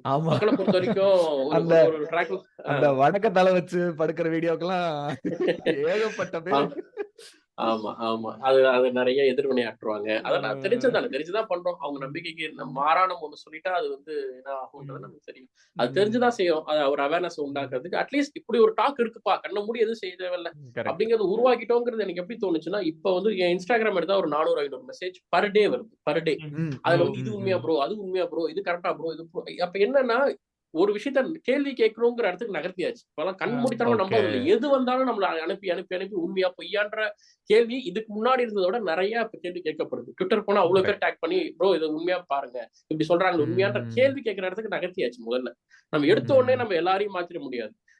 எடுத்தோடனே ஒரு கொஸ்டின் அப்படி பண்ணிட முடியாது. அப்ப நம்மளால முடிஞ்சது முதல்ல அட்லீஸ்ட் கொஸ்டின் பண்ணுங்க. இது எதுவுமே வந்து அன்கொஸ்டினபிள் கிடையாதுன்ற இடத்துக்கு நகர்த்தியாச்சு. இதுக்கப்புறம் அவங்க கேள்வி கேட்பாங்க, ஆய்வு பண்ணுவாங்க, இதெல்லாம் உண்மையா பொய்யா, இவர் சொல்றதெல்லாம் ஏத்துக்கணுமான்ற அந்த இடத்துக்கு நகர்த்திட்டாலே போகுது. அதுக்கான வேலையை தான் நான் பண்ணிட்டு இருக்கோம். அது ஓரளவுக்கு இப்ப நான் பெட்டரா இருக்கிறத நான் நிறைய இடத்துல பாக்குறேன். கரெக்ட். உங்களை மாதிரி சயின்ஸ் கம்யூனிகேட்டர்ஸ் நிறைய வரணும் நம்ம கம்யூனிட்டிக்கு. எஸ்பெஷலி நம்மள மாதிரி கம்யூனிட்டியில நிறைய சூடோ சயின்ஸ் இருக்கட்டும், மோசமான ப்ராக்டிசஸா இருக்கட்டும். ஸோ உங்களை மாதிரி சயின்ஸ் கம்யூனிகேட்டர்ஸ் வந்து நிறைய ரீச் ஆகும் அப்படின்னு நினைக்கிறேன். இன்ஃபேக்ட் இப்பெல்லாம் நிறைய வாட்ஸ்அப்ல இதெல்லாம் ரொம்ப தப்பான மெசேஜ் வரதுனால இன்னும் தேவை அதிகமாயிட்டே இருக்குது. முன்னாடி நீங்க சொன்ன இதே டைம்ல இன்னைக்கு ரிலீஸ் நேத்து ஈவினிங் ரிலீஸ் ஆச்சு. ஹிந்துல வந்து பேப்பர்ல பப்ளிஷ் ஆயிருக்கு ஒரு 4 சயின்ஸ் கம்யூனிகேட்டர் சூடோ சயின்ஸ் எதிர்த்து பேசுறாங்கன்னு சொல்லி நம்மளது அந்த லிவர் டாக்டர், ஆமா அப்புறம் பார்த்தேன். கரெக்ட். சயின்சஸ் டோப் Sciences அவரு, Dope. பிரணவ் ம். அண்ட் இன்னொரு பர்சன், கரெக்ட் 4 பேர் ம் பப்ளிஷ் ஆயிருக்கு. ஸோ அவங்கலாம் தொடர்ந்து ஏங்கிட்டு இருக்காங்க இந்த விஷயமா. நம்மளது ம் யூடியூபருங்கிறதால கொஞ்சம் பேர் தெரியுது. பட் என்னை விட ரொம்ப தீவிரமா அது இயங்குறாங்க. In fact science facts in Tamil நம்ம ம். ஆமா மொழியெல்லாம் ஆமா பாத்தீங்கன்னா இதையே வேலையா செஞ்சுட்டு இருக்காரு. இன்னும் அவரெல்லாம் ரெகக்னைஸ் பண்ணப்படணும். அவரோட விஷயங்கள்லாம் இன்னும் வெளில வரணும். ஸோ தொடர்ந்து இந்த வேலையை செய்யணும். இன்னும் நிறைய பேர் வரணும். நீங்களும் இது மாதிரி கரெக்ட் நிறைய சூடோ சயின்ஸுக்கு எதிர்ப்பும் நிறைய வந்து இந்த மாதிரி சமூக விஷயங்கள்லாம் பேசுறீங்க. இன்னும் தொடர்ந்து பேசுங்க இந்த மாதிரி நிறைய. கண்டிப்பா கண்டிப்பா கண்டிப்பா. ப்ரோ ஸோ நீங்க அங்க டச் பண்றதுனால மேபி இப்ப நம்ம எப்படியும் டைம் நிறைய ஆயிருச்சு. ஆஸ்ட்ராலஜி இந்த ம். எபிசோட்ல கவர் பண்ண முடியாது. முடிஞ்சா நம்ம இன்னொரு எபிசோட்ல கூட உங்களை இன்வைட் பண்ணி ஆஸ்ட்ராலஜி பேசலாம். பட் நீங்க கண்டிப்பா. ரெக்கமெண்டேஷன்ஸ் பண்ணதுனால வேற ஏதாவது சோர்சஸ் டு ஃபாலோ உங்களுக்கு இன் ஜெனரல் சயின்ஸா இருக்கட்டும், இல்ல ஆல்டர்னேட்டிவ் மெடிசனா இருக்கட்டும், இதை பத்தி டீபங்க் பண்றதா ம். இருக்கட்டும், இல்ல ஜெனரலா உங்களுக்கு சோர்சஸ் யாரெல்லாம் ஃபாலோ பண்ணணும், சயின்டிபிக் டெம்பர் வளர்த்துக்கணும் அப்படின்னு தெரிஞ்சுன்னு ஐடியா இருந்துச்சு சொல்லுங்க bro. ஓகே. சயின்ஸ்னா நான் இப்ப உங்களுக்கு மருத்துவம் சார்ந்து பேசுறதால லிவர் டாக்டர்னு ஒருத்தர் இருக்காரு ட்விட்டர்ல. ஓகே. அவரை ஃபாலோ பண்ணுங்க. நிறைய மருத்துவம் சார்ந்து அவரு ரெகுலரா போடுவார்.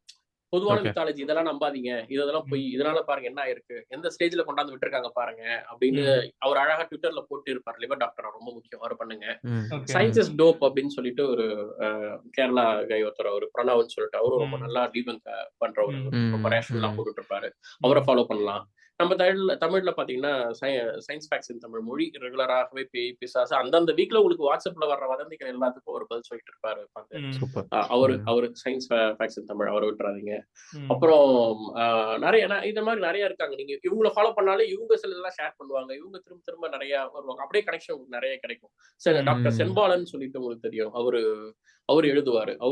அவரு ஆர்த்தோ தான். பட் ஆனா நிறைய இந்த மாதிரி நமக்கு நிறைய கண்டென்ட், நான் எனக்கு டவுட்டோ நிறைய மெடிக்கல் இதெல்லாம் நான் அவர்கிட்ட கேட்பேன். ஓகே நம்ம நிர்மல் சயின்ஸ் சம்பந்தமா நிறைய ஸ்டூடோ சயின்ஸா இருக்கட்டும், நிறைய ஆஸ்ட்ரோ சம்பந்தமாலாம் நீங்க நிர்மல்கிட்ட கூட கேட்கலாம். நிறைய விஷயங்கள்ல வந்து அவரு ஹெல்ப் பண்ணுவார். நிர்மல் சயின்டிபிக் தமிழ் அவங்க சேனலும் பண்ணுவாங்க. நிறைய இருக்கு இந்த மாதிரி. கரெக்ட். ஆக்சுவலா ரீசெண்டா நான் இங்கிலீஷ்ல சில பாட்காஸ்ட் ஃபாலோ பண்ணிட்டு இருந்தேன். சயின்ஸ் வெர்சஸ்னு ஒரு பாட்காஸ்ட் இருக்குது. அந்த பாட்காஸ்ட் நல்லா எல்லா இண்டிவிஜுவல் டாபிக்ஸ் எடுத்து நல்லா அனலைஸ் பண்றாங்க. அது நல்லா இருந்துச்சு. அப்புறம் வந்து இந்த ஸ்கெப்டாய்ட்னு ஒரு பாட்காஸ்ட் கேட்டேன். அதுவும் நல்லா இருக்குது. இந்த மோஸ்ட்லி சூடோ சயின்ஸ் சம்பந்தமா வந்து பேசுற விஷயங்களுக்கு நல்லா இருக்குது. ஸ்பெக்டாய்டு. இந்த 2 பாட்காஸ்ட் நல்லா இருந்துச்சு. நான் சஜஷன்ஸ் வச்சிருக்கேன். அப்புறம் யூடியூப் வீடியோஸ்ல நீங்க சொன்ன தமிழ் சஜஷன்ஸ் எல்லாம் நானும் வச்சிருந்தேன். பட் அது இல்லாம இங்கிலீஷ்ல சில சேனல்ஸ் இருக்குது. இந்த குர்ஸ் கெசாக்ட், வெரிடேஷியம், ஸ்போர்ட்ஸ் அந்த மாதிரிலாம் இருக்குது. நான் வேணா ஒரு போஸ்ட் மாதிரி போட்டு இவங்க எல்லாம் டேக் பண்ணி அவங்க சயின்ஸ் யூடியூபர்ஸ். பட் டீபங்க்னு பார்த்தா நம்ம பேசினவங்க நம்ம மெயினா டீபங்க் எடுத்து பண்றாங்க. அவங்கள நீங்க சொன்ன மாதிரி வெரிடாசியம் அண்ட் விசாஸ் இவங்க சயின்ஸ் நிறைய பேசுறாங்க. கரெக்ட். ஓகே, அப்ப கிட்டத்தட்ட ஒரு எண்டுக்கு வந்துட்டோம். நம்ம இன்னைக்கு மெயினா ஆல்டர்னேட்டிவ் மெடிசன் பத்தி பேசுனதால உங்களுக்கு ஒரு ஃபைனல் கன்க்ளூஷன் மாதிரி ஏதாவது ஒரு ஸ்டேட்மெண்ட் சொல்லணும். அதாவது நம்ம பொதுவா ஆல்டர்னேட் பேசணுமே தவிர எதுவும் பர்டிகுலரா ஒன்னு எடுத்து பேசினா ஒரு பெரிய பெரிய பாட்காஸ்டா ஓடும். நம்ம ஆமா கரெக்ட். பொதுவா தான் நீங்க பேசணும். பொதுவா பேசிட்டோம். சோ உங்களுக்கு ஒரு கன்க்ளூடிங் ஸ்டேட்மெண்ட் மாதிரி இருந்துச்சுன்னா சொல்லுங்க ப்ரோ, முடிச்சிடலாம் நம்ம. அதாவது உங்களுக்கு ஒர்க் ஆச்சு அப்படிங்கறதாலே அந்த மருந்து மத்தவங்களுக்கு போற போக்குல இது யூஸ் பண்ண அப்படின்னு சஜஸ்ட் பண்ணிட்டு போயிடாதீங்க. ஒவ்வொருத்தருக்கும் ஒவ்வொரு கண்டிஷனுக்கு ஏற்ற மாதிரி அவங்களுக்கு முன்னாடி ஒரு ப்ரீ கண்டிஷன் இருக்கும், முன்னாடி சர்ஜரி பண்ணிருப்பாங்க, குழந்தை ஏதாவது பிறந்திருக்கும். ஒவ்வொருத்தருக்கும் மருந்து வேறுபடும். அதனால வாய் வழியா மருந்துகளை அட்வைஸ் பண்றதை நிறுத்திடுங்க. டாக்டரை போய் பார்க்க சொல்லுங்க. எதுவா இருந்தாலும் கண்மூடித்தனமா வாட்ஸ்அப்ல வரதை நம்பாதீங்க. எதையுமே ஏன் எப்படி அப்படி இது எப்படி வேலை செய்யுதுன்னு தெரிஞ்சுக்கோங்க. உங்களுக்கு வேலையே செஞ்சாலும் ஆல்டர்னேட் மெடிசன் சரி ஓகே, அது எப்படி வேலை செய்யுதுங்கிறத தெரிஞ்சுக்கோங்க. இது பண்ணாலே போதும். ரொம்ப பேசிக். இது பண்ணாலே போதும். முக்கியமா வாட்ஸ்அப் ஃபேமிலி குரூப் இருந்துச்சுன்னா அது வெளியே வந்துருங்க. யாராவது மெசேஜ் அனுப்பினா வெளில வர வேணாம், உள்ள இருந்துகிட்டே கேள்வி கேளுங்க. அவ்வளவு. கரெக்ட். அது correct. Right. Super super. Okay, so சூப்பரா போச்சு. நம்ம வந்து முடிஞ்சா உங்களுக்கு இன்ட்ரெஸ்ட் இருந்தா இன்னொரு எபிசோட் மேபி இன்னொரு கொஞ்சம் மாசம் கழிச்சு மறுபடியும் அகைன் உங்களுக்கு இன்வைட் பண்றோம் ப்ரோ. ஆஸ்ட்ராலஜி டாபிக்லாம் கண்டிப்பா பேசலாம். எங்களுக்கு இந்த டீடைல் தான் நீங்க அனலைஸ் பண்ணி பேசுறது எங்களுக்கு ரொம்ப இன்ட்ரெஸ்டிங்கா இருக்கும். லிசனர்ஸ்க்கு ரொம்ப பிடிக்கும்னு நினைக்கிறேன். மோஸ்ட்லி எங்க ஃபாலோவர்ஸ் உங்களை ஃபாலோ பண்ணுவாங்கன்னு நம்பிட்டு இருக்கேன். இன்கேஸ் யாரும் ஃபாலோ பண்ணல கண்டிப்பா மிஸ்டர் ஜிகே ப்ரோ ஃபாலோ பண்ணுங்க. யூடியூப்ல, இன்ஸ்டாகிராம்ல எல்லாத்துலயும் ஃபாலோ பண்ணுங்க. அப்புறம் இந்த எபிசோட் பிடிச்சிருந்தா ஷேர் பண்ணுங்க மக்கள்கிட்ட. இன்ஸ்டாகிராம்ல ஷேர் பண்ணி எங்களையும் வினா பாட்காஸ்டையும் மிஸ்டர் ஜிகேவையும் டேக் பண்ணி ஷேர் பண்ணுங்க. ஆமா, உங்க கமெண்ட்ஸ் என்னென்ன கமெண்ட்ஸ் இருக்கு, நீங்க என்னென்னலாம் ஃபேஸ் பண்ணீங்க ஆல்டர்னேட்டிவ் மெடிசன்ஸ்னால, சூடோ சயின்ஸ்னால அப்படின்னு எங்களுக்கு சொல்லுங்க. ரொம்ப thanks bro, GK bro join பண்ணதுக்கு. நன்றி. தொடர்ந்து பண்ணுங்க. கண்டிப்பா. நன்றி, நன்றி. கண்டிப்பா நானும் இதை ஷேர் பண்றேன் சோஷியல் மீடியால இந்த பாட்காஸ்ட்டை. Super, super. இன்ட்ரெஸ்டிங்கான கான்வர்சேஷன். ரொம்ப ஆமா, நன்றி. கண்டிப்பா.